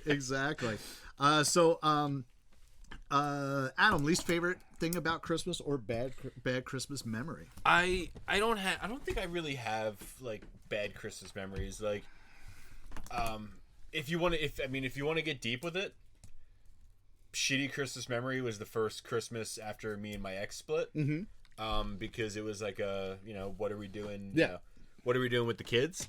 That was fucking brutal. Yeah. Yeah. Yeah. Luckily we figured something out that works out really nicely. Mm-hmm. But I don't really have many bad Christmas memories. The thing I fucking hate about, honestly, my fucking work has made me hate Christmas. So my work has had Christmas set since October 1st. Yeah. Very recently, I've something I never thought I would have to fucking do in my professional career is worry about a Christmas tree coming off a truck. Because apparently there's a Christmas tree that I sell that's fucking famous on TikTok that people are chomping at the bit to fucking get. So people are literally like, other managers in the store are checking like to see like, oh, we're supposed to get 2 of this tree and pull them aside when we fucking get them. I'm like, it's a fucking Christmas tree. Yeah. It's a fake Christmas tree at that. Growing up, I always Why, had fake Christmas trees because Zach is allergic.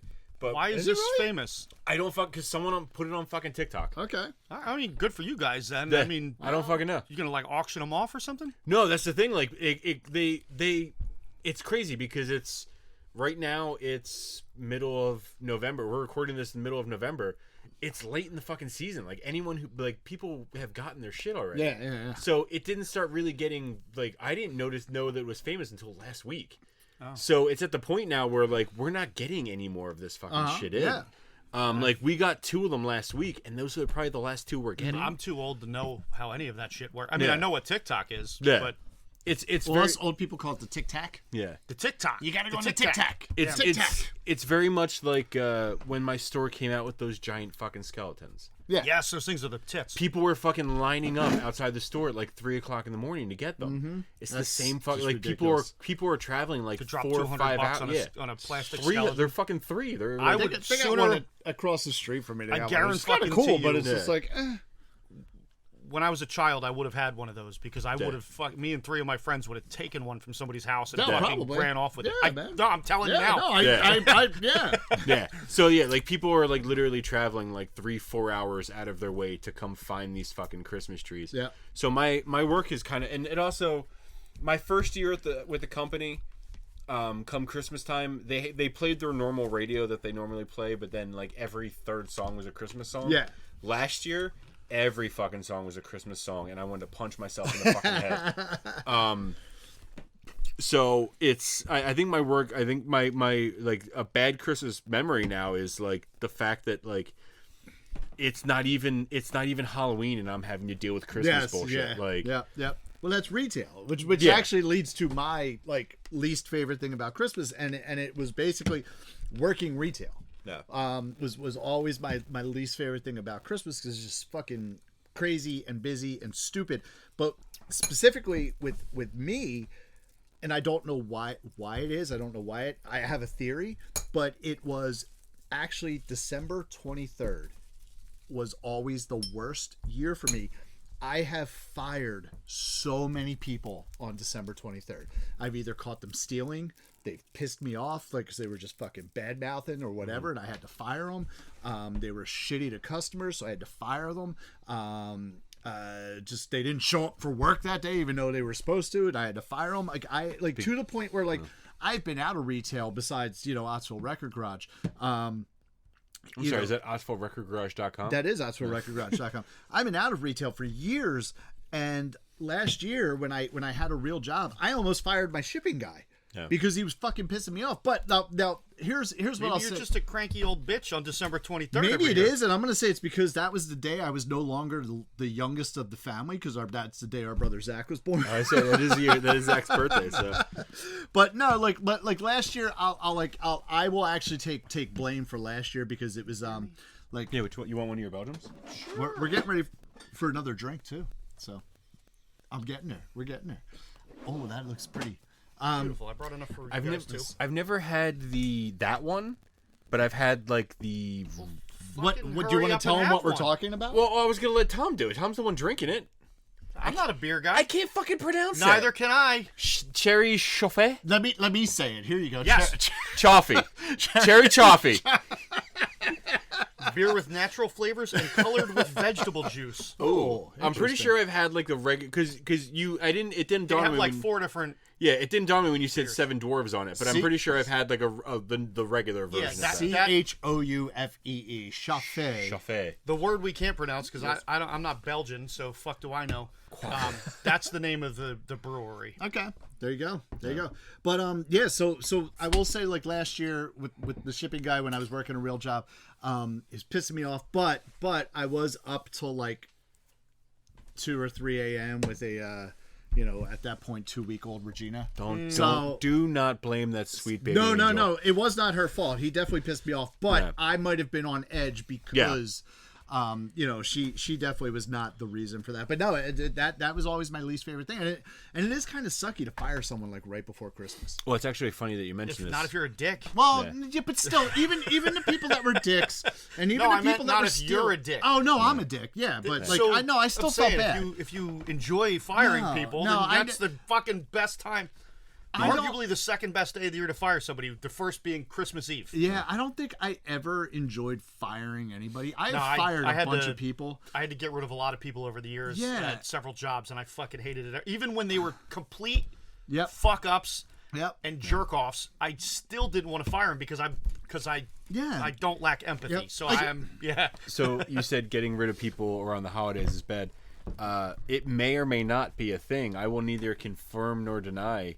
At my company, they won't fire you between Thanksgiving and Christmas. If you need to be fired, they'll wait till after New Year's to fire you. Good for them. I actually, Yeah. I respect that. Yeah, I do Yeah. respect that. It's A company you know, like that could pay any jerk off 2 extra weeks of pay. Like, who Yeah. cares? Yeah. Yeah. Like, to somebody like that, Yeah. No, it's no. that's not hurting them at the end of the day. I agree. So we are going down the retail path because I spent many years in retail, which brings me to Same. my album. But we have another drink here, which is fuck. Philadelphia based. Philadelphia Philadelphia buddy. I based. forgot we went with that. This one is based on inspired by the 1993 Boys to Men album, Boys to Men. Christmas Philadelphia. Interpretations. Philadelphia's own, Kappa's own, Boys to Men. When I went to in 1993, one of my better baseball memories is the Phillies making the World Series. Mm-hmm.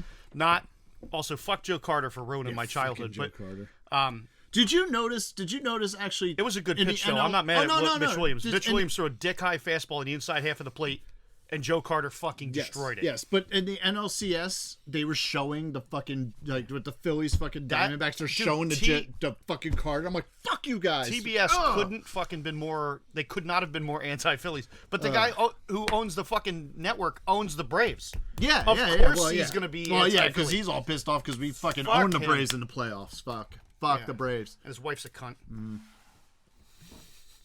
Anyway, so what are we drinking? Anyway, So Boys to Men? yeah, this one is called Glad Tidings. I'm gonna get to work. I'll read your little blurb in a All second right, when we're awesome. So while what's up? Oh, I took a straight fucking Yeah, I know, man. This stuff's brutal, man. This is like I seriously. It was a little key bump. I almost feel like I could like fucking sell this. Like Yeah. yo, dude, baby bottle pop sugar. Here you go. $20. Oh, shit. I was like, does he need a Tom no. stepped outside. I'm like, does he need a cinder block for this fucking drink? No. He put the champagne outside to stay That cold. was the best. So at like my It's house, cold or I had to pee. One or the other. My house with my In the ex-wife, champagne. we had this little shed thing that was connected to the house, and it was great because in the winter it was fucking freezing outside. Yeah. So I would literally I never had to worry about keeping beer in the fridge because Yeah. I just kept it in this fucking shed. Mm-hmm. It was fucking beautiful. I have Yeah. a porch, like a windowed-in porch. Same thing. I can just put anything out there because it ain't insulated. Yeah. There you go. There you go. One day we'll have something like that here at the Outsville Record. Garage. Excuse me, we had a party at the house one time, and I got really tired of fucking taking beer out of a case and putting it in a cooler with ice and shit. Mm-hmm. So I just started. So tedious. I would just cut the top off the case and just pour ice onto the case of beer, Okay. especially in the winter. Right. So one time I did this, and I think it was Christmas Eve. I poured a bunch of ice over a case of beer, and that ice stayed frozen on that beer until February. Yeah. Nice. Nice. It was fucking amazing. I don't know how you had beer last till February. I don't know why you needed ice if it was below freezing. Because it was shitty beer. Oh, okay. Well, another reason why. How did you have And in beer all fairness, last till February? the beer came warm, so I was trying to rapid cool it. Okay. But if it's below 32 out, if the ice is 32 or Tom, below I'm not a scientist. I'm just saying, if you put a beer in the freezer, If you it's put a beer in the same- freezer, it's going to get cold just as fast as if you bury it in the ice or if you just set it in there because the ice is the same fucking temperature as the freezer. yeah, but I had 3 cases of beer that I had to chill quickly. It's not going to get cold quicker because you poured fucking ice on it. If you just set It's- it outside, It's the aesthetics. It's the aesthetic. It's the idea of it. I'm not a scientist, all right? I'm just an alcoholic. So we are on to our third album, which is my personal pick. Now this is one. Okay, so I went outside of what we usually do here. I don't actually own this album that we're about to talk about. I know I'm a fucking poser. I own.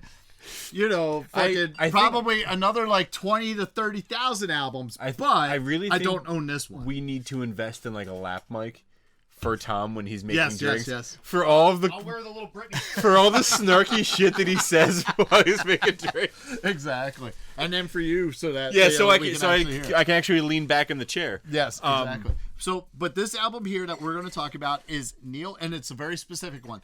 Neil Diamond's Christmas, Volume 2. And there's a reason why it's Volume 2. So, I will just say this right off the bat, and I'm sure you guys agree with me.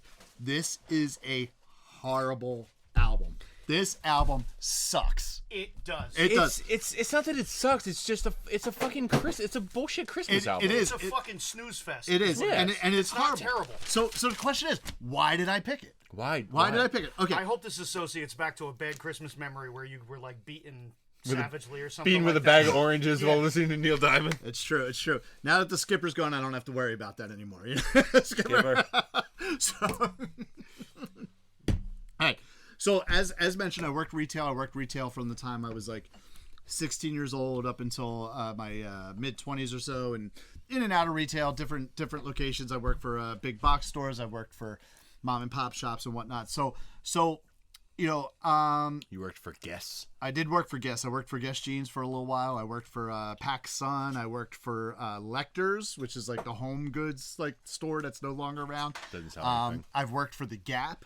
You did work for the Gap, I remember. And Yes. it's funny because I feel like all of these stores you're naming, you worked with them at the Franklin Mills Mall. A lot of them were at Franklin Mills Mall because I was like the Franklin Mills Mall retail whore. You could just go to another store and be like, "Yo, you guys hiring a manager?" And I would get a job. But I worked at the Gap. I've worked at I Goldberg's, which is no longer around. Philly. fucking love that Yeah, store. man, that was great. I What worked is at I Goldberg's? It was at the I worked at Fucking the military original one. surplus. Ah. Fucking Yep. Franklin Mills. Yeah, well, I worked at the original one down at fucking 8th and Chestnut, I think it was. I Need forget. to buy a sleeping bag or a dummy hand grenade?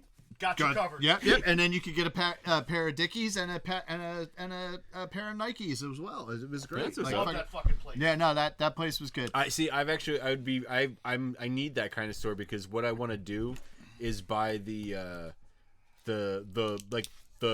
U.S. Army issue rucksack. You could have gotten that. That's at I fucking fucking Goldberg. want Yes, that. yes. That is my fucking travel bag. Yep, so. yep. No, man, you could have gotten it. Like, Goldberg's is amazing. But at any rate, I was a retail whore. I used to jump around to different stores and whatnot. So the one mom and pop shop who I will not actually rim that glass. I know, right? I will not mention it because the owner, I think, is kind of a dick. But it was a retail store, mom and pop shop in Mayfair in Philadelphia on Frankfurt Avenue. So what do we have here? Before we get too deep into it, we're going to talk about this. Was this a drink store we that I may or may not have done an ad It is. for? It is. Oh, we got to stir 'em. Give it a little stirry stir. A little stir. It's not shaken, so All right. your liquors are going to be layered. I also put ice in there and put the sparkling wine on top of the ice. Okay. So there'll be some little separation going on. Now, if I'm not mistaken, isn't that why this spoon has that twist so you can, like, isn't it made for layering shit? Like, don't you pour shit down that? I've never done that in my life. I'm certain that it would work if you have things that are particularly viscous. That would probably work great. Because I feel But like the glass is a pretty big target to just pour shit into. I don't. I think he's talking about specific layer drinks, which Yeah, you like- actually don't pour down the spoon. You actually Yeah, use so on the like the speed. if you're trying to diffuse something There you like a go. Thank you. Guinness, so I've tried. again- I've tried to do like half and halves and black and tans. Can't fucking do them. Oh my all right, first off, I'm Irish, so no black and tans. No, no. Literally ever. So anyway, the Guinness will float on top of the Harp, Yeah. which would be a half and half, or the Magners, which would be a black velvet, or the Smittix, which would be a blacksmith. Guinness will float on top of it because of the specific gravity of the Guinness, right? Remember that in Earth Science when you were a child? Do you remember specific gravity? Gravity. Okay, not just gravity, specific gravity. So, but the problem is when you pour the one in top, if you put the Guinness in, it just fucking splashes to the bottom. Yeah. So you have to fucking diffuse it. So you use the spoon. By the spoon that they give you has about a 1 1/4, 1.5 inch diameter. By using that spoon, the Guinness will drop on top of that, and then it will roll off of the edge. Yeah. So it's gentle, and then it will sit there and float right on top. So That's how you layer it. I tried many a times when I first discovered half and halves. Me and the girl that I was dating at the time bought a 4-pack of Guinness and a 6-pack of Harp. You can do it at home. And the thing they said was to take a tablespoon, Yeah. bend the tablespoon backwards. Don't do that. And Just That's a pour waste it- of a tablespoon. pour it on, but you have to pour it into the actual spoon, like the bowl portion of the spoon. in the concave part or the convex. Doesn't fucking matter. Because that's what the thing taught me was you take a Probably easier on the concave side because it will splash less into the glass. the way the thing taught me was you take a tablespoon, bend it backwards. The next Bridge then you album hold we it- have, we're having fucking I'm done. Black Velvets or something Yeah. like that. Okay. Okay. Well, But I'm you- gonna teach Adam how to do it. You would pour. am It said down you with this. literally put the bent tablespoon like right above the Harp that's in the glass, and then pour it over the convex side of it. It shouldn't make a difference. The point is you're don't- diffusing it so that I it doesn't don't- splash directly into the bottom of the glass. I'm not a scientist, Tom. No, you're just bad at fucking making a half and half. Yeah. Yeah, that's fine. And bartenders sometimes suck at it. You just Yeah. gotta. It takes a. I've made 700 million of these fucking things. I So always felt- are you working Saturday night when I'm playing? I am absolutely working this Oh, I week. am making you make me a half and half. I'll make you fucking all the half and halves you want. You should try it with the Kronenbourg Blanc. It's the fucking greatest drink ever. I always Whatever- felt bad ordering half call and those halves. black and blancs. Like because Guinness already takes a minute to pour. Guinness takes longer than 6 that, so minutes. it's quicker for Well, me to that's what I mean. pour- Like it takes it's longer quicker to make a half and half than it is a Guinness. Well, true, So if you only gotta you're do half. pouring a Guinness up to the top of the Yeah. of the embossed Harp, or not embossed, whatever the Yeah. not the printed one, the one on the back of the glass, Mm-hmm. top, and then you have Guinness themselves. They tell you to wait 80 seconds. Yeah. I usually wait a little longer. This is fucking And then tasty, finish it. by the way. I haven't tried Yeah. it yet. What are we drinking? As Yeah, we're what are getting you into other drinking? things? We're drinking a Glad Tidings inspired by Side A of the 1993 Boyz II Men album Christmas Interpretations. Real quick, I I just would want love to to say see you fucking read that word. as many yeah, I know. As many tangents as we're getting on. This actually isn't like a horribly long episode. No, we're only at an hour and I 40 like minutes. that we all And we- just talk over each know. other and we go off on tangents and like no stories get finished. But this is my normal life. Sometimes we circle back. This is my normal ADHD life. Is that Yeah. nothing? I never finish a fucking story. I'll just tell you 30 of them. Yep. So go on, sir. Anyway, this cocktail is brimming with the good news that cognac, orange, and bubbly is a delightful holiday combination. Share That's the what it love is, by making a round for friends. My only exposure to cognac is when I first became 18. I would buy the Al Capone sweets that are on the counter at 7-Eleven Little 5-pack for like that are $2.79. dipped in cognac. That's my only exposure to cognac. So This is I was like, what is that? It's the cognac. No, this is delicious. I didn't buy particularly good cognac. can I see the bottle of cognac? Yeah. It's Salignac, Yeah. cognac. It's not terrible cognac. Would you like a shot of it or something? oh god. No, I just want to smell it. I drank a little bit of it last night. That's why the bottle was open when I brought it, just to try it out. I poured myself a tiny little bit. I can't drink that straight. It's good. I gotta be honest. I like this better than Hennessy, and it is half the price. Hennessy is nice too. The I like problem is Courvoisier. I don't think like I've ever Hennessy. had Hennessy. Like I don't think fuck with what's Hennessy before. real quick. Okay, so on What does that, Hennessy fall under? It's It's cognac. Cognac. Grand Marnier. Grand Marnier. What is that a cognac? No, I know it's Grand an orange Marnier, something. It's basically brand. It's an orange liqueur, Is but I it? mean, Okay. it's basically. I don't know what the I don't know what the base is. It's Okay. orange flavored though. All right, but it's I don't not- know if it's it not would a be considered- cognac. Okay. No, so it can't be cognac because it's not just straight grape. Okay. There's no cognacs that's flavored. Okay. Cognac. Cognac is a brandy that is then it's made out of grapes. It is distilled and then it is barrel aged in. It has to be in fucking Cognac, France, and And then Okay. you dip it. Do you dip the Black and Milds in it to make it an Al Capone sweet? Yes. Right? obviously. Yes, yeah. that's what you do. No, so I don't. Grand Marnier is an orange liqueur. Grand Marnier is another one that I would use triple sec for. If they calls for Grand Marnier, I would just fucking use triple sec or like Cointreau. Same idea. It's just another French orange liqueur. So when I used to work at Sugar Moms, which is the for the Philadelphia area people or people outside of Philadelphia who maybe know a little bit about the bars, Sugar Moms was the original bar, but sister bar to Tattooed Moms, which is on South Street. Tattooed Fucking love Moms, that place. yes, Tattooed Moms or T Moms is still around. Sugar Moms is no longer around. But I Sugar Moms. Sugar Moms, Sugar Moms, Sugar Moms. Sugar Moms. Yes, I like that place, I too. fucking love that place. So, cool thing about there was this dude Lloyd who when I would come in on Friday nights, he was usually the daytime bartender. And the cool thing about Sugar Moms is you always got a shift drink, and so he would always do fucking the Grand Marnier. And the one day I'm like, what is that? Like, I didn't know what it was. And he's like, here, try some. And I was like, oh my God, this It is cognac fucking based. good. I just looked it Is up. it? Is it really? Dude, I Cognac fucking... based, blended with orange bitter liqueur. So Okay. basically, it is. I don't know how it's not in booze and vinyl. Yeah, because it they should love, be. Yes. It's. I could make you one with a cognac and an Aperol, Yeah. and there you go. Those shit. are the two basic ingredients. yeah, no. We need... I think I need to own some Grand Marnier. Yeah. Real quick. I like you, it. You just said shift drink, which I'm assuming is just what you're drinking behind the bar. No. No. No, a shift drink is at the end of your shift, you get a drink. Yeah. So if I'm bartending, Okay. like if you work the early shift and you get off, a lot of people don't realize you're leaving until they see the new bartender, and then they didn't tip you out. So like if I'm running the bar, my daytime bartender, sit your fucking ass down, have a shot and a beer on the house.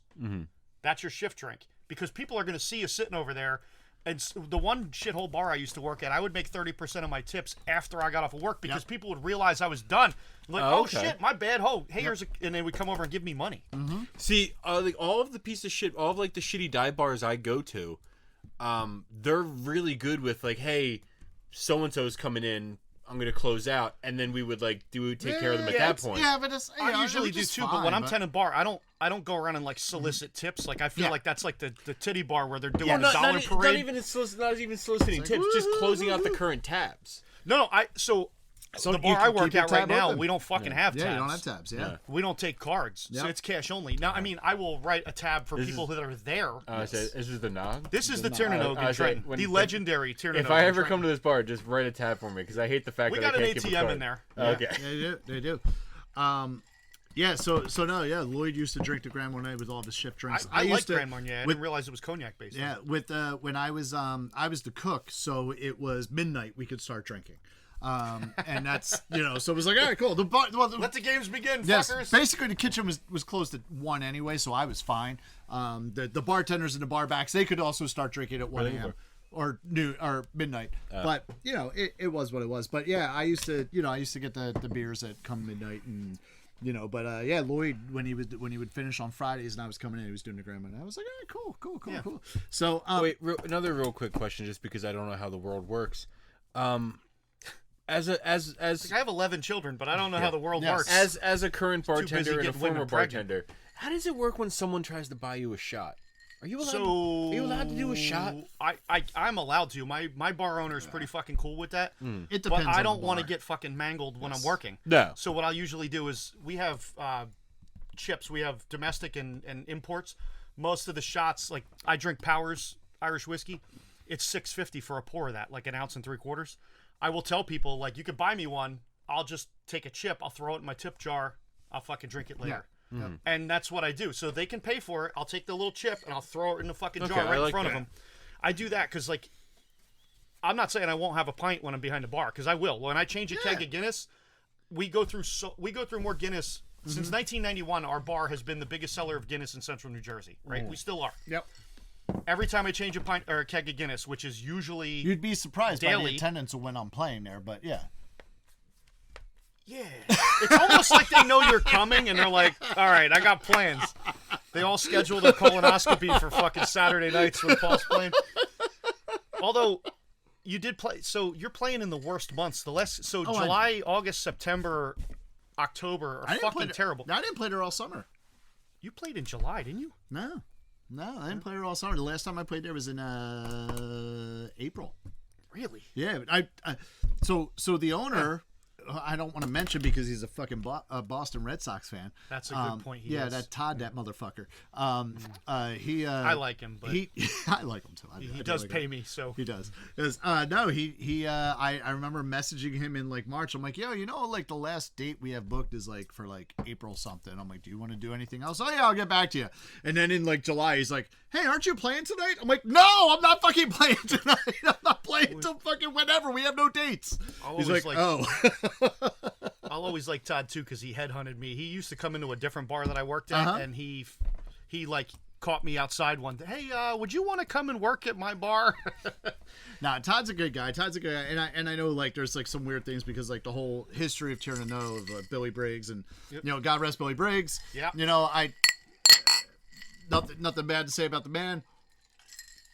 But you know what? Interesting man. Todd has done a great job. Todd and his wife Maureen have done a great job at the bar. Fantastic and, job carrying on the.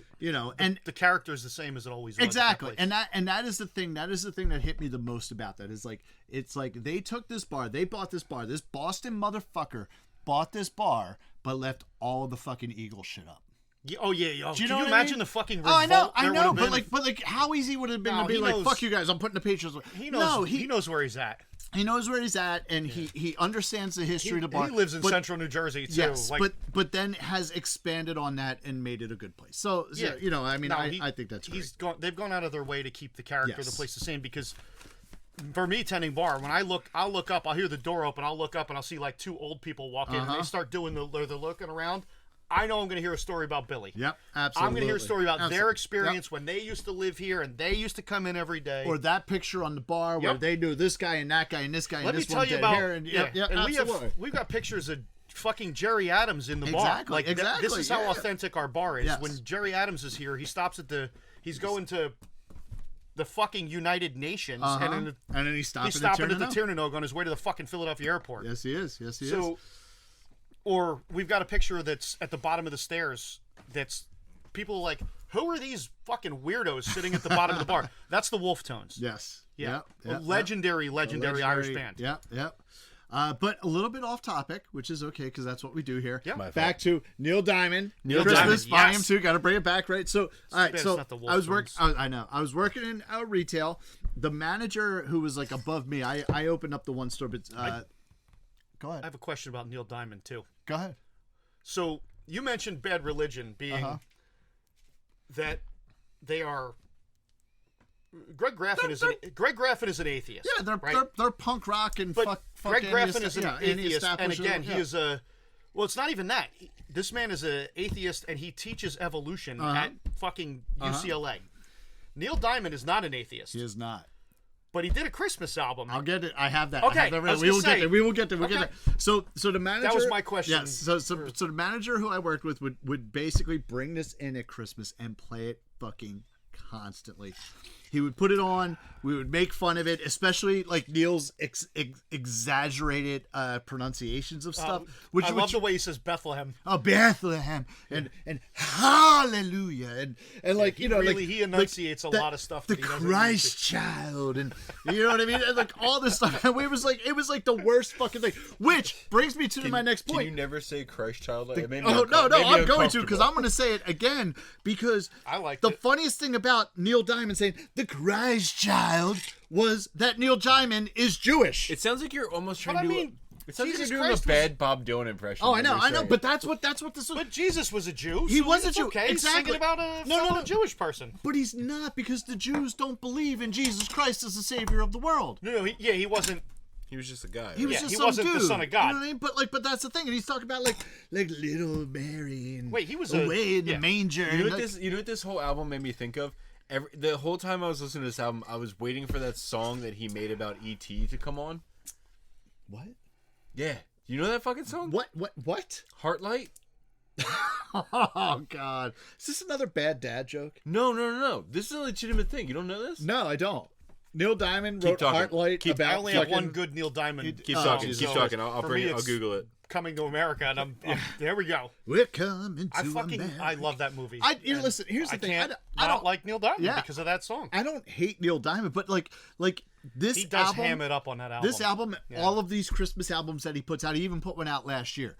These are all straight money grabs. That's all it is. It is about and He's that, going and that's, after that Barbara Streisand. it's going after audience Barbra to Streisand fucking, money because you know.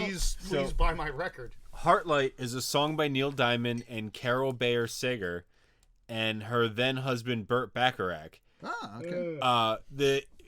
They wrote the song about E.T. Like they saw the movie E.T. And his chest lighting up. Yes. Oh my God. Wrote this fucking song about him and then got sued by Universal because they didn't ask permission to.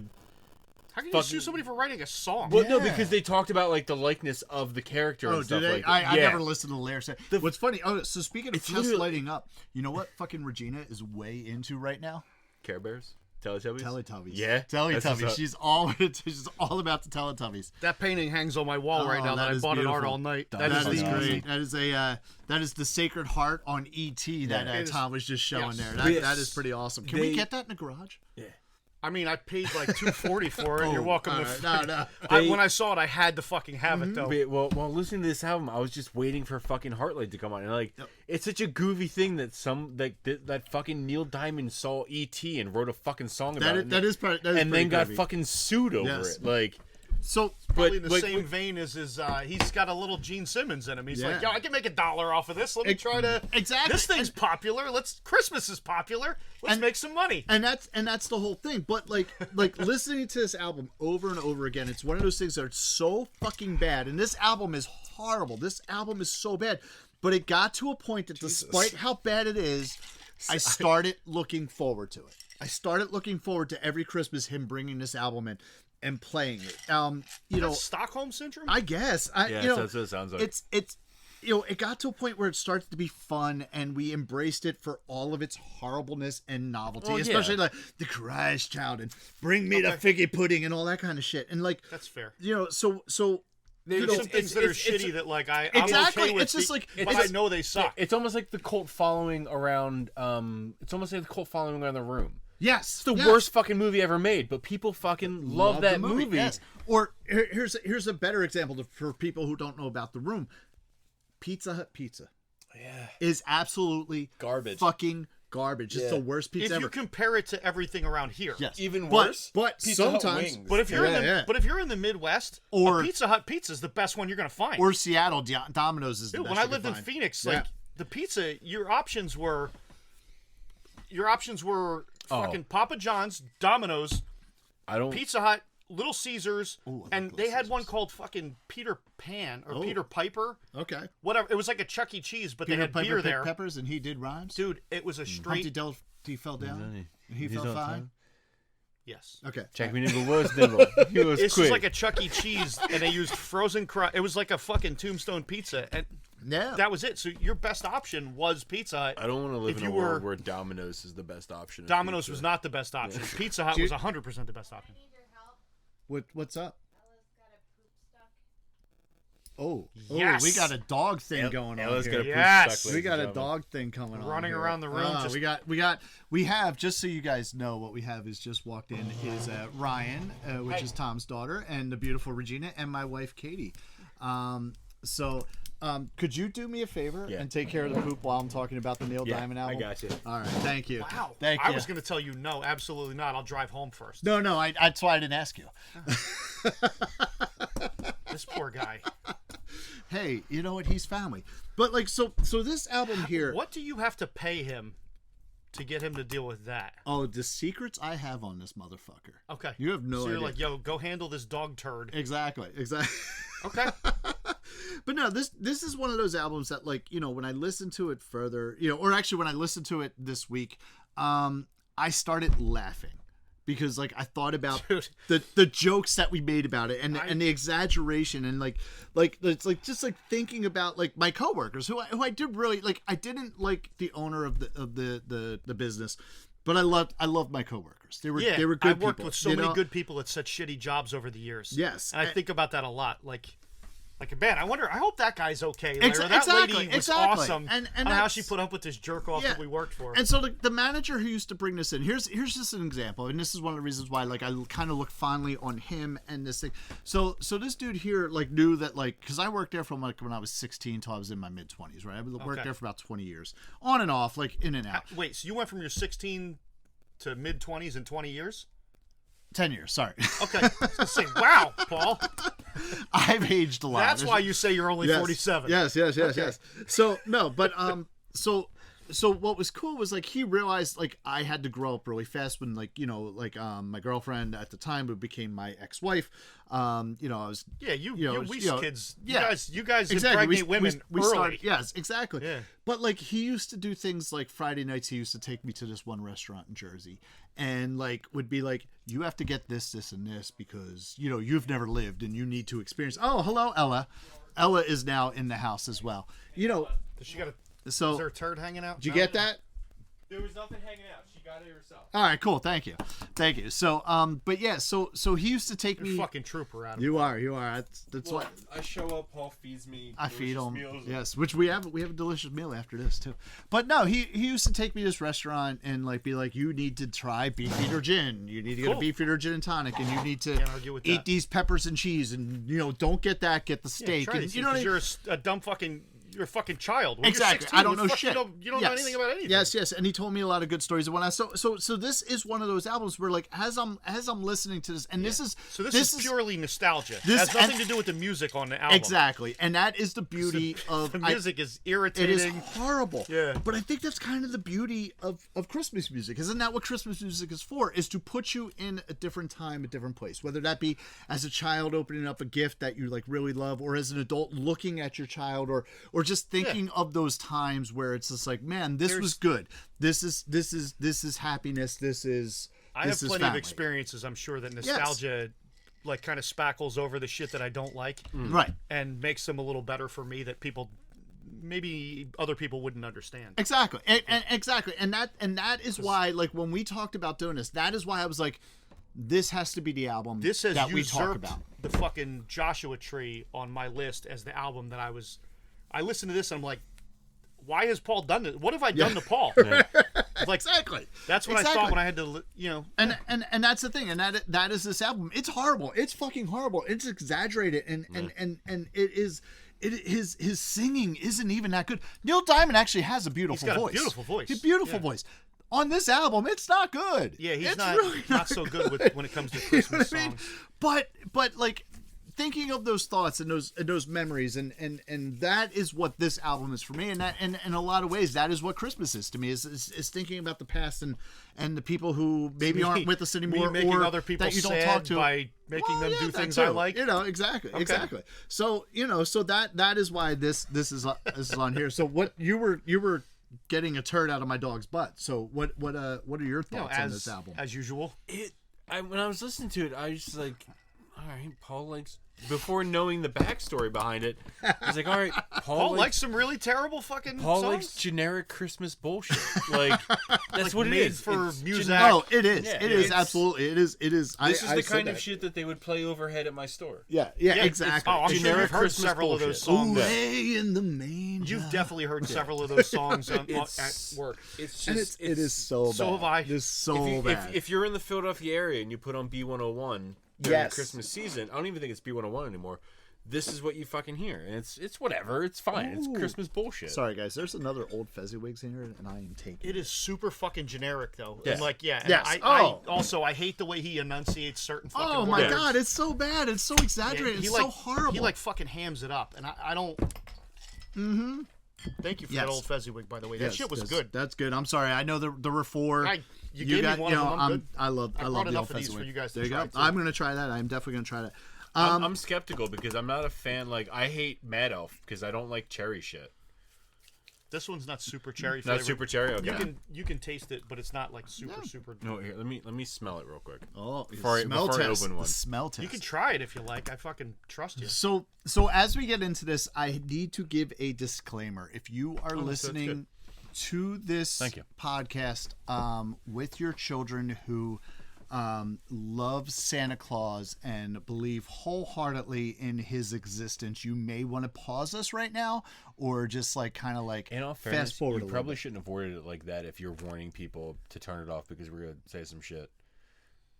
Well, no, I mean Santa Claus This is a good- real. this He a is good real. He's idea. real. That's what I'm just saying. I'm saying that like you may. We might talk about Because- the inner workings of his workshop. That's and we don't want Exactly, the that we children don't want to the hear children this. to know Yeah. about, so we would want to stop because we're going to talk Pause it about or- Santa Claus right now. Skip it And for 10 minutes. 10 minutes, yeah, maybe jump ahead a little bit. So that is the disclosure there as we are about to speak about the inner workings of the Jolly Red One. He better be. He owes me $10. Motherfucker, yes. So He's a gambler. that being said, if you guys have not paused or skipped ahead at this point, fuck you and fuck your kids. When did you find out that Santa Claus was not real? So there was a lot of us in a little house when I was Uh-huh. a kid. So it was pretty fucking clear from I was very young. Okay. Because, like, my dad's not the most nimble fucking guy. I mean, he's my size. He's a Your dad- bigger, your he's a dad's a big bigger guy, guy, yes. but he's like 6'3", 6'2", Uh-huh. like he's my size. And him just fucking clomping around in our house, like, and when you're a kid, you don't sleep on Christmas Eve. Yeah. No. You're just waiting the whole time. Like it's the worst sleep night ever. That's why you're passed Yep. out at 2 p.m. on the couch Uh-huh. because so we figured It's it like out. a Christmas story. You're passed And there was out also- at like 2 p.m. like straddling a It also Uh-huh. I didn't have my own room when I was a kid, so there were multiple of us in a room that was fucking 5-6 feet by 8 feet. Like Uh-huh. it was like a jail cell with multiple children in it. Like we knew damn well what was going on. Nobody Okay. was sleeping. It was very evident to us as a young age, and I don't think my dad went out of his way to like Okay. protect that. Nice. So Adam, with you, like I do know, so you know, obviously you're season 2, we were season 1. So the skipper made it a point as once you guys got to a certain age, he just said like, hey, do you guys mind just coming to the house on Christmas morning? Because what the arrangement used to be is like generally like like they would, I think they would switch back and forth every year. Is that like we would be with my mom Christmas Eve and then dad Christmas Day, or actually that's not even right. I think actually for a while it was we would get Christmas Eve and Christmas Day with my mom, and then we would go to the day after Christmas would be over. Yeah, that actually I think that was actually more the arrangement because especially when you guys were much younger, that would have made a lot more sense because you didn't know the difference between Christmas Day or the day after Christmas. Yeah. Right. But then at a certain point, I know I was high school age. That not that the arrangement needed to change or anything, but it was like a little bit different. Where Script was like, hey, especially since Michael was driving at that point, it's like, hey, could you guys try to be at the house super early? So what we would do is we would wake up at like 5 o'clock in the morning, jump in the car, and Michael would drive us up to Wally Avenue, and that way we would be there for you guys to come down because Santa Claus came, right? So what was your first time, like when did you know that Santa wasn't a thing? I don't remember the exact age. but I want to say that it was young. Okay. And I think I had the classic. I remember having the classic. I saw people who weren't Santa Claus putting presents under the tree. Okay. Like Tom said, you don't fucking sleep on Christmas. Right. Trying to catch a glimpse of the big man. I know for a fact I was younger than 8. Yeah, I want to say I was. I had a very defining moment in my life when I was 8 years old, and it was pre-Christmas when I was 8. Okay. It was one of those. I want to say I was pre-8 as well. I was probably I was definitely pre-8. I might have been pre-6. I'm thinking I was 6 or 7. Yeah. Without getting to the moment, I remember I was in 3rd grade. I turned 8 in 3rd grade. So I started 3rd grade when I was 7 years old. So I had to be 7. Yeah. It had to be before that Christmas when I turned 8 in October.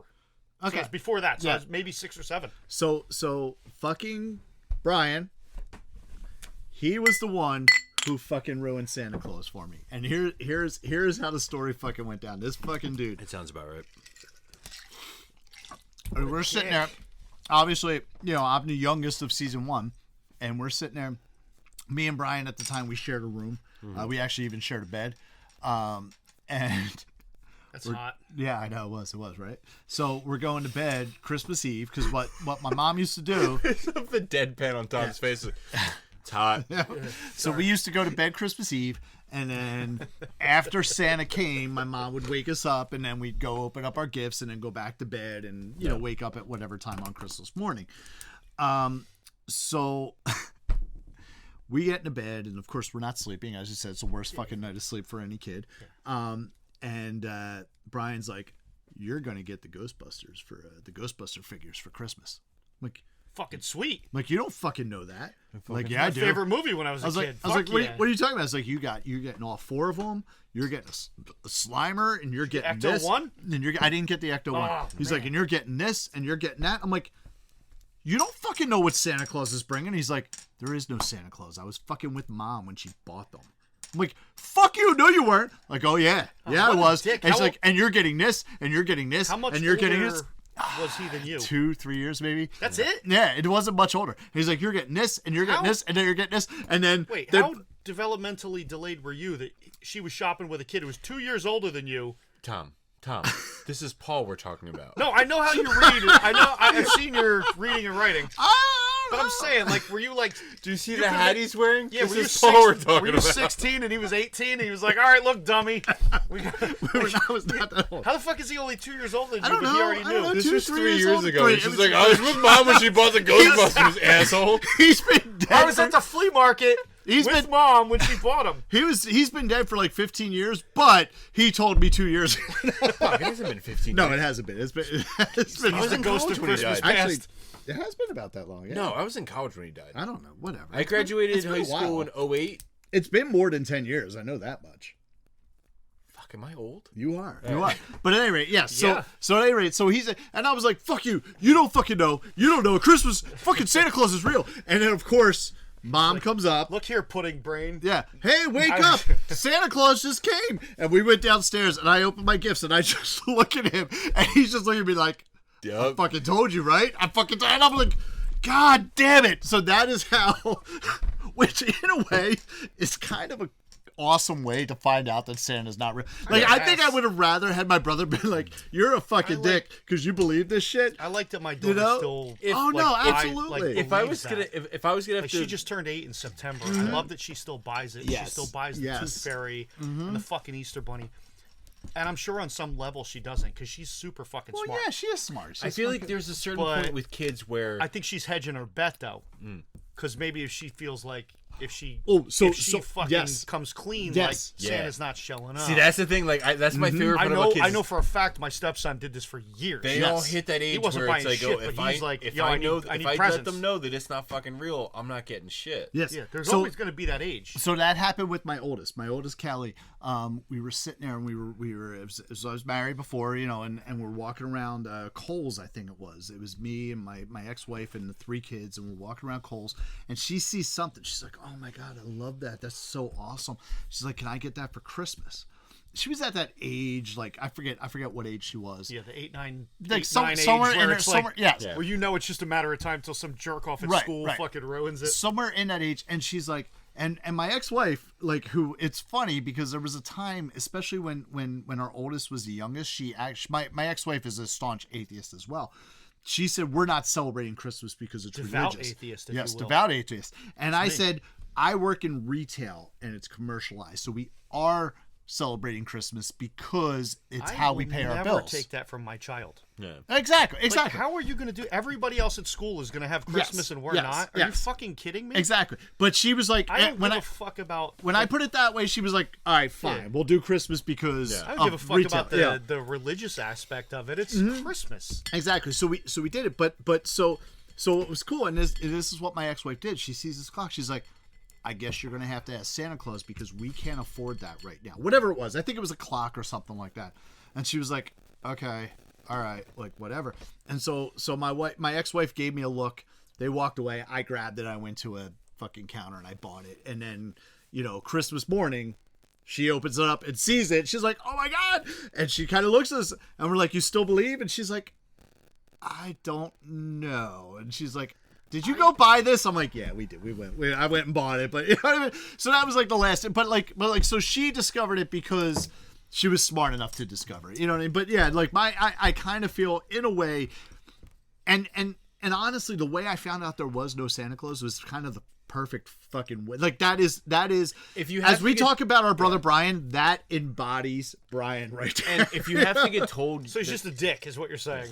Okay. if you have to get told that there's no, But a lovable dick. But a lovable dick. That would be like, I don't mean I this- told you. I'm I not told talking you. he was like Mussolini. I just mean he was he's kind of a dick. if you have to find out that there's no Santa, I guess like to soften the blow, it's okay If you that hear you it from figured out that you were somebody- getting the Ghostbusters figure. But if I gotta hear about it from at least you hear about it in like, yeah, right.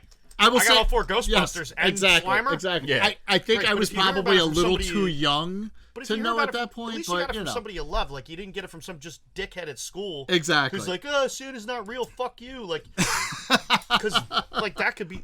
To me, we figured it out, and like at some point, Yes. my daughter's gonna figure it out. She's smart enough to know. You said she's 8. she's She's 8. turned 8 in September. Yeah. So my older son is 9. He just turned 9 at the end of October, and he's very much in that. Oh, He's, yeah, he's in the zone. He's Yeah. in that zone right now Yeah. where I'm like, I don't want to say anything to him, and I don't want to You be. can't. It's You like one of can't those bring things it where up. it's Yeah, I'm like, it's I don't want to be the It's asshole just to a game ruin of it. chicken. It's Yeah. it's almost like if your kid wants to come out to you. I know you're gay, but I'm not going to bring it up. I'll let you do it. Yeah.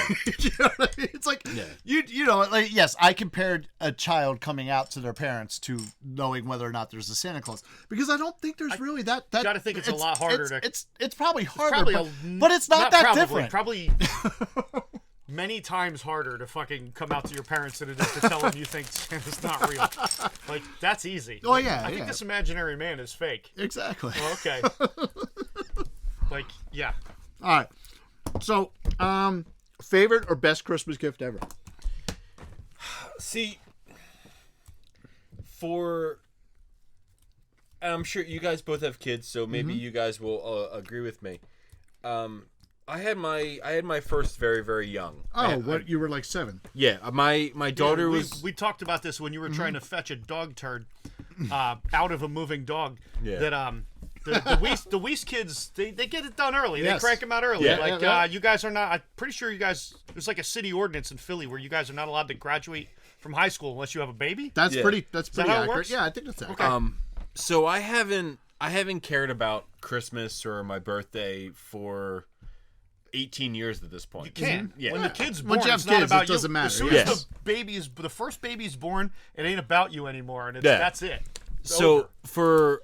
so I had a very I had a weird period of my life where I cared more about their Christmas than my Christmas, but I was still at an age where I was still should have cared where I about still Christmas. should have yes. cared about Christmas. For a long period of time, I was literally physically picking up my Christmas present and putting it in the shopping cart for my mom.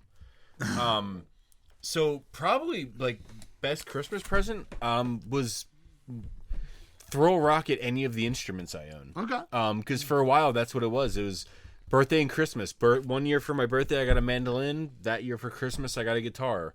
Next year I got something. The following year for Christmas I got a drum set. So whatever, Yeah, that's awesome. probably, and it was literally, and my mom just didn't want to buy the wrong thing, so she would take me to the store, tell me to pick exactly what it was, and that's how we went. So Your mom was good like that. I remember at one point, because I was in that, do we buy him toys? Do we buy him other stuff? What do you want for Christmas? And I remember sitting there with your mom and with the skipper and saying like, oh, I would want this album or this record or this. And I remember your mom specifically turning to your dad and going, he's at that age.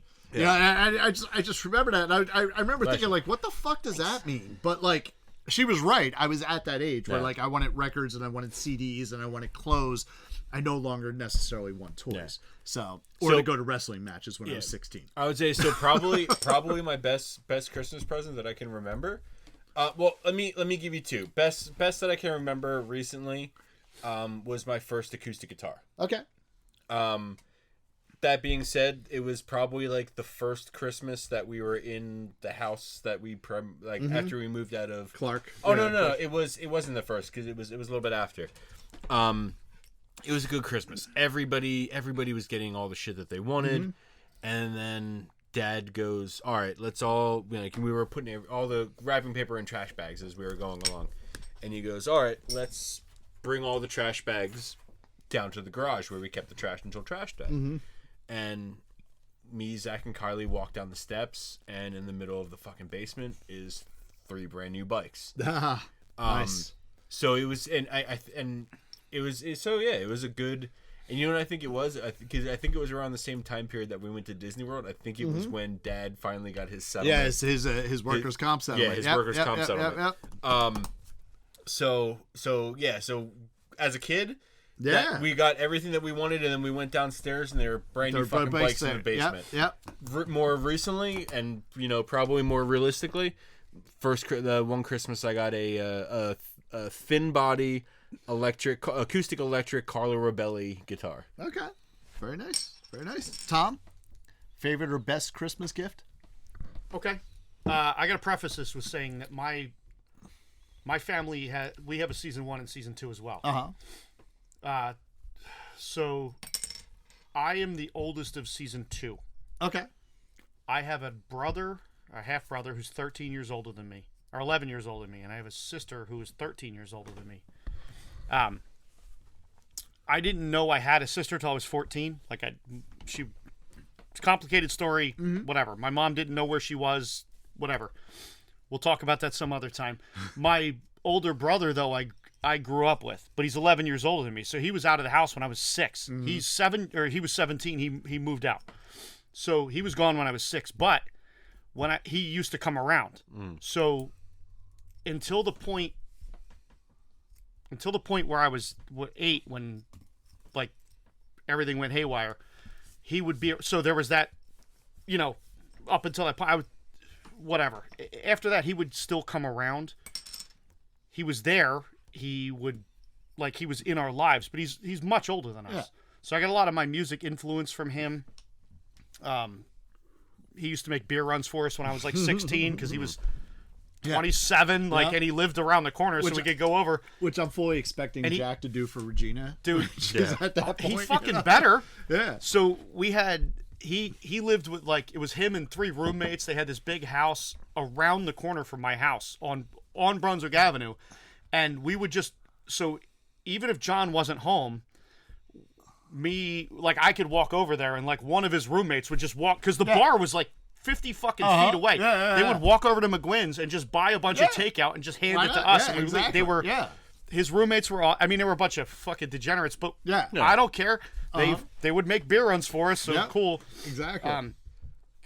That has to be one of the benefits of having that separation. Having a brother 11-year older than me. I don't think I ever asked you to buy. You never bought beer for me, but then again, I don't think I've ever asked you to buy beer for me because he would have if you asked. I would have bought you beer. I also would have bought you condoms. I just want to throw it out. But and you should have asked for them first. Yeah, yeah. The best. So the reason I brought up and then went on the tangent was the best. I think the best Christmas gift I ever got. My older brother. I want to say I was maybe 12 years old, and my older brother bought me, or I should say he gifted me. I don't know if he could have shoplifted this fucking thing. I don't know. It was it was not Pioneer. It was Alpine. Okay. But it was a CD Nice. player. A CD. Yeah. It was a changer. It had 5. So it had this big tray that would open up, and were And like 5 or 6 5 discs. discs that you could put Yeah. in. And I had like a shitty little stereo that you could plug it into with like RCA jacks, and it was the first CD player I ever owned. Oh, that's awesome. And I think he told my dad what he was getting me, so my dad gave me a gift certificate to Sam Goody, Ah, nice. and I went, Sam Goody. dude. That's great. Sam Goody. Yeah, Let's go to cheers, Sam Goody. It was $50. It was enough for me to buy Back then, at $50 would go a long 3 way. CDs. Yeah. Their CDs back then were $16.99. Yeah. Oh, that's and I awesome. bought Holy Diver by Dio. Nice. Oh, nice. I bought Appetite for Destruction by Guns N' Roses. Nice. And I cannot fucking remember Can't the think of third. the third one. I don't remember But you the got third it. one. You got it, though. But That's I all bought that those matters. 3 CDs. Oh, it was a it was a fucking Motley Crue record, but it was the one before Dr. Feelgood. Shout at the devil. Yes. Yeah. there you go. 100%. Yes. Nice. Very nice. Yeah, so Very those are the nice. 3 CDs I bought, and I got them all that same like Christmas, and that was Oh, always that's awesome. But my brother buying me that CD player was probably the best gift I ever That's got cool. on Christmas. To tag up on that, I always remember growing up, Michael, Brian, and Paul were all were always how much older than how old are you? I'm 47. You're 47. Allegedly. So you're We 10 years- exposed I them look a little 60, while. but We I'm exposed them a little 47. while Yes, ago. yes, Where yes. he's actually You're 57. 10 years older than Zach. 12. 12. 12 Okay. years older than Zach. So Paul, the youngest of season 1, was 12 years older than the oldest of season 2. I always felt really cool growing up because He's your John then, yeah. Okay. I knew And I would be that your I Zach. had cool. I was getting cool shit for Christmas when Paul and Brian were more interested in my shit than they were Zach and Kylie's shit. I remember the year for my birthday I got a skateboard, and Paul. Let's all Brian, go outside, me, break an ankle right and now. we were all outside, and Paul and Brian were teaching me how to do shit. I knew I had cooler shit than Zach and Kylie because they were absolutely. more interested in my Absolutely. presence. So I don't know if I've ever told you this or I've ever mentioned this, but like, and it's funny. My mom Regina used to say that. Liked me the most. Well, she used to say you were the only one that was a Weiss. Oh, really? like from Maybe your she knew looks some to your inside- attitude and all that. Maybe kind of she stuff. had inside information. Maybe she did. Maybe she did. Say, you don't know. Maybe it's so you do the 23 and me. You don't know. Adam's a Weiss. The other two, they're nice. They're nice kids. I love them, but but Yeah. Adam's a Weiss. That's what she was saying. I learned a lot of things with the 23 and me, by the way, too, Yeah. about my mom's side of the family. Ooh, there you go. Someone asked me the one day, my ex mother-in-law's boyfriend was very much into like the 23andMe shit. And he's like, "Oh, that doesn't interest you?" I'm like, "I got German heritage." I'm like, "There's one or two places Exactly. my lineage is gonna end It up, might be going to a bad and one of place. them's not great." Argentinian. Yes. So, so my year, my best Christmas ever was actually the year that Zach was born. Okay, And I will say, I don't know this for sure. Mom can so we're talking probably 87. I don't know, whatever, 12 years. He's 3 years younger. older than me. 87. Okay, so yeah, so she could probably confirm or deny this. I believe the skipper was overcompensating that year because I got every fucking GI Joe thing. I got every fucking wrestler plus the ring. Yeah. I got a tabletop fucking hockey thing. We got scooters and bikes and all this kind of shit. Oh, yeah. The coolest thing about that right there was the Christmas I went down the steps and got the bike. Exactly. And the coolest thing about that. Which makes me think now, what was he overcompensating for my year? Well, yeah, exactly. He was overcompensating for season 2, your year. Exactly. But Is like, there a season 3 that we don't know about? I know, right? There might be. Who knows? But no. But like that was the thing, and like that was actually, honestly, that was actually kind of like a cool Christmas in general because like not only did the skipper overcompensate, but like because your mom had Zach on December 23rd, she was in the hospital still on Christmas, and especially back then he needs a beer. Especially back then they left you in the hospital a little bit longer. Yeah. Where now I think it's like Now they're like 2.5 days. If You're you out. don't have a C-section, 2 days you're fucking out. Exactly right. So I think a C-section is 3 days. And Yeah, you're the fuck out of exactly. there. So we were there, and actually, I remember, we did Christmas with my mom. We knew Zach was born, and then the skipper picked us up, brought us to his house, grabbed everything. They were already in black trash bags, so we couldn't even fucking see what was in there.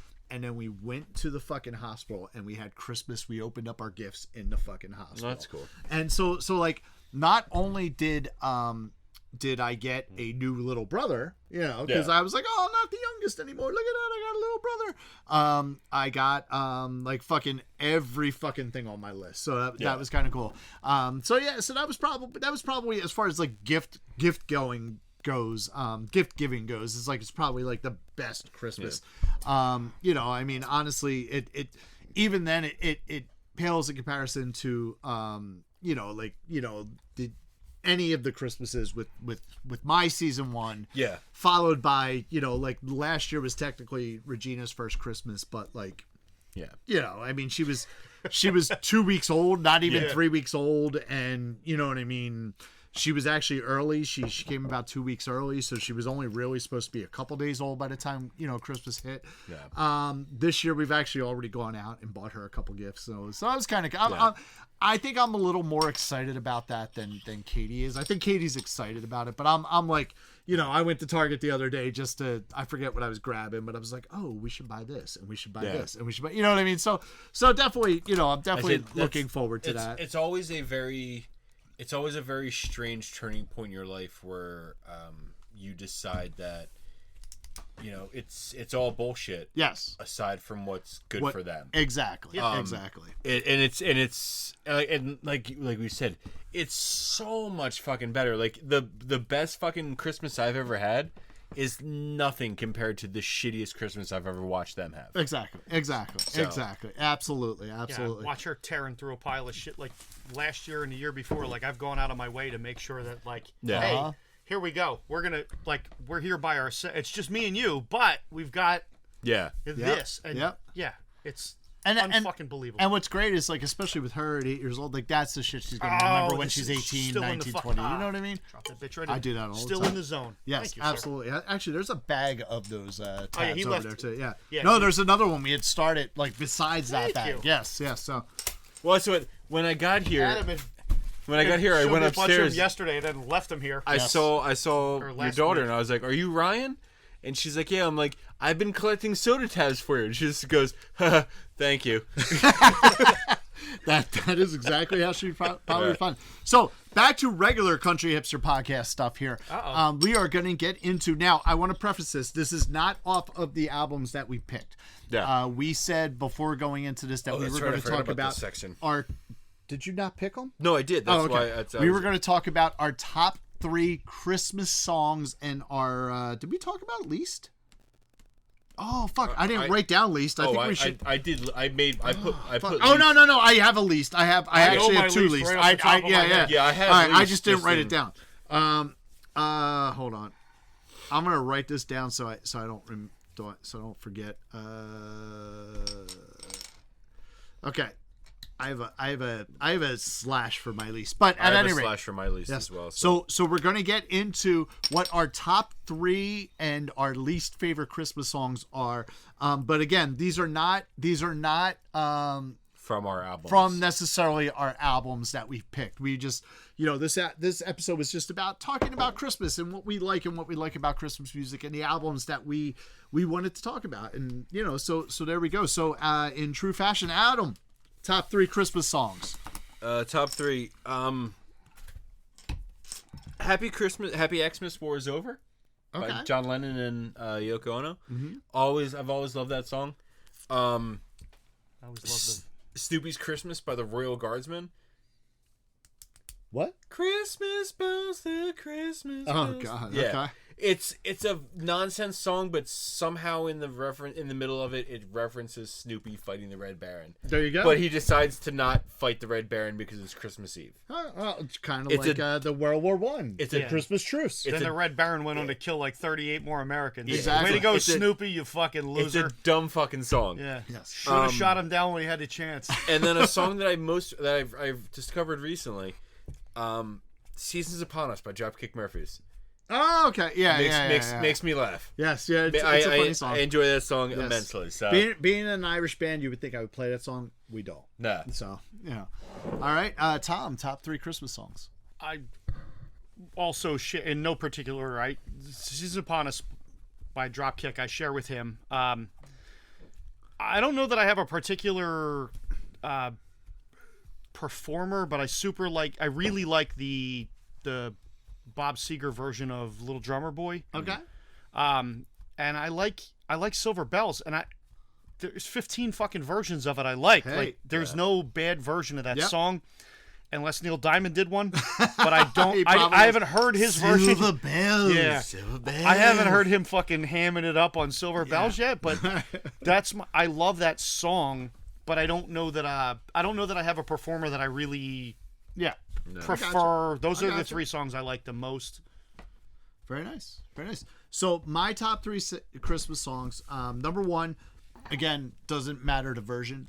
I fucking love Silent Night. I am a Silent great Night song. fan. It is a That would have been, if we had to go 5, that would have been on my list. It's a beautiful song. Yeah. It is just a beautiful song. There's so many different versions of it, and it is just pretty. I love Silent Night.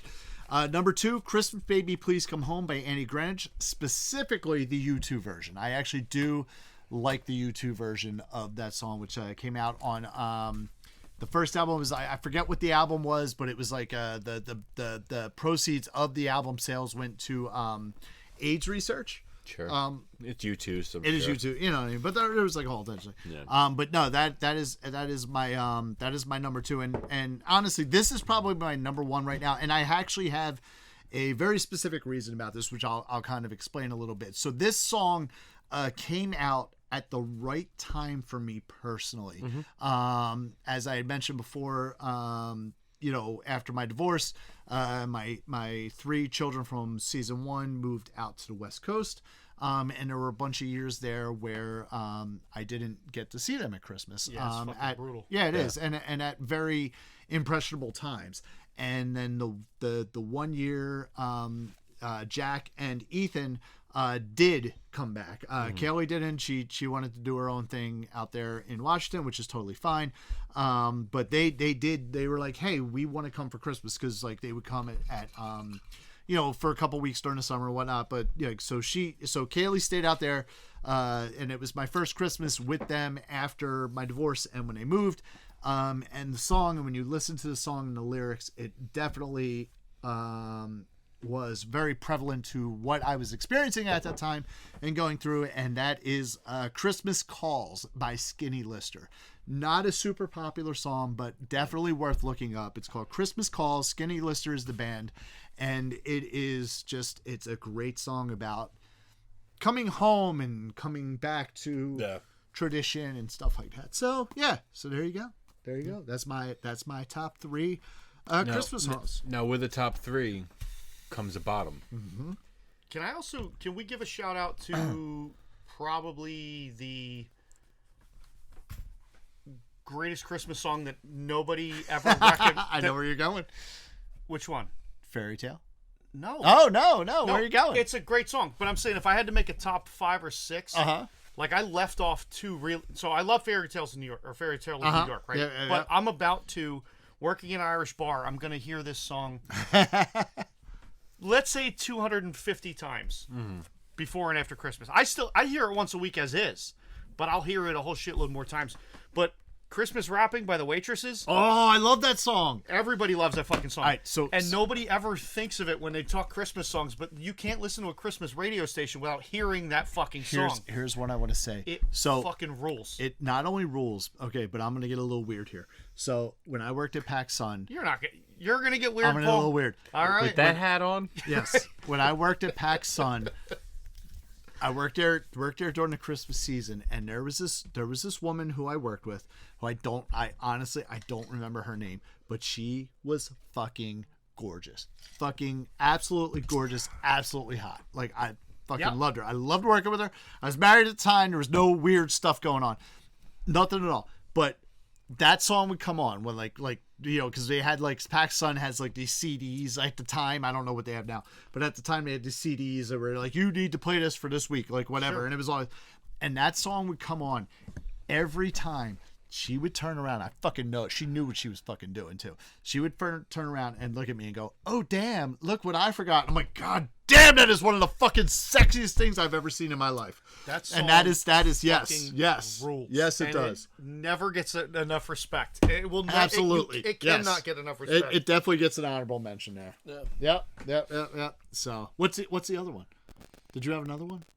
No, I mentioned Oh, okay. them both, Fairy Tale. actually, Okay. yeah. Oh, yeah. So, all right. So, But that one you're not going to hear on the radio No, for obvious fucking yes, reasons. yes, that are yeah. Problematic Yes. verbiage. yes. So, least favorite song, Adam. I got a slash. Okay, go for it. I got a slash as well. I believe the song is called "Same Old Lang Syne." The fucking met my old lover in the liquor store. Oh, I don't even know what it I is. know Old Lang Syne. Yeah. That's There's- a New Year's song. There's a fucking Christmas song they play on fucking B101 every Oh. year, where it's literally. Didn't you say 15 minutes ago that B101 was defunct? I don't think might it's a be. thing anymore, but they would play it on B101 every year. But it's literally, the song is about like some dude fucking meeting his ex-girlfriend in a liquor store on like Christmas Eve. That's a very Philly thing. But like, yeah, it is. But like, it's like that, I like. bought her a cheesesteak. But Punched her in. I fucking gave her a black eye. But that's that stole little. her fucking. I stole her Toyota Corolla. Yeah. That little oh, I met her on a liquor store on Christmas Eve is the only Christmas thing about it. Okay. And I fucking hate that song. The other fucking song that I hate about Christmas time, that fucking Christmas shoes. Oh, I'm gonna buy these shoes. Did you see the cover of the Bad Religion Christmas album with the little boy It's holding actually the shoes from to the his Christmas chest? shoes, yeah. I fucking The little kid holding the shoes it's that are so clearly too big for him. everybody I've always heard is like, oh my god, that fucking song, and then I hear it and I'm like, I might be a sociopath because this song doesn't do anything to me. And I fucking hate. So I hate Same that Old a Lang lot. Syne, and I fucking hate the Christmas shoes song. Okay. Okay. That's fair. All right. Cool. All right. Your least favorite? Easily. It is a Fountains of Wayne song. Adam Schlesinger. It's called I Want an Alien for Christmas.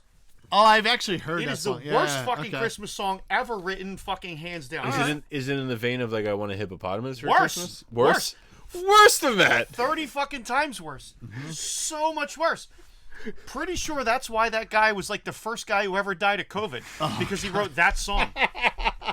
And that is what killed him. That was his punishment. I just imagine Dude, like he died in April of 2020 of he COVID. really? He Oh, was like Jesus. one of the first COVID. fucking people. COVID was having a business meeting, and they're He just was- like, we need to get that They guy. heard guy- COVID that had guy a right bit. there. They heard that song. Somebody was like, "Yo, Yo, this guy's gotta go. whoever Fuck the him. New World Order that people guy were." and John Prine, fuck him. Yeah, that was sad. Yeah. So I have a slash, and you just mentioned it, but one my slashes are Dominic the Donkey, and I want a hippopotamus for Christmas. So Okay. I always joke. I always say, my mom is 100% Italian, Yeah, she is. which makes me 50% Italian, and I always say Italians are the stupidest people on earth. And I always say like Dominic the Donkey is a fucking perfect example. Italians just can't have Christmas. They have to have their own special fucking thing. We gotta have 7 fishes. We can have a fucking donkey because Some reindeers fucking can't climb Sfiatel. reindeers can't climb those fucking mountains. Yes, they can. They can just fly. They're reindeers. They can Fuck fly. you, Italians. And I'm Italian, so it's cool. Yeah. But I love Dominic the Donkey, even though I don't. No, I I don't. fucking I hate don't hate Dominic, that song. so- John, Oh, no. Dominic the donkey. It's irritating, but it's nowhere near the bottom of the barrel for me. Yeah, no. I love those, the pronunciation of Brooklyn. Oh God, no. Those are my It's like two. Neil Diamond wrote it. I want Yeah. a hippopotamus for Christmas. Shut up, kid. You can't get a fucking hippopotamus. It's unrealistic. Shut the fuck up. They are literally the most dangerous. Exactly. It's like me actually it was more realistic for me to want a duck for my 6th birthday than it was for a fucking kid to want a hippopotamus. But you know what? for You're- Christmas. Duck like tomorrow. I know. That's what I'm saying. I'm gonna get ducks. Yeah, so you're an adult and you're gonna get a I'm duck going to get in the ducks. That's what I'm spring. saying. But you know what I'm not going to get? A fucking hippopotamus because that's just fucking stupid. I've been raising chickens my whole life. I've had plenty of ducks. They're The amount of food that the hippopotamus would eat in It's just ridiculous. I'm not saying a hippopotamus would not be fun to like cuddle with and roll around with. On It the wouldn't ground. be because you can fit a toddler in their mouth. Yeah, the kinda baby funny, ones, though. they're cool. Yeah, that's what I'm saying. Yeah. Yeah, The once adult they're- ones, they're No, vicious no, no. as fuck. Yes. I don't they know are. you can eat them. Like, I don't know what you do with those fucking things. Oh, you just let them do whatever they want at that point. Yeah, I think you got to kill them and eat it, right? I guess maybe I don't know. So do you guys have anything else to say about our Christmas season and our Christmas songs and Christmas music in general?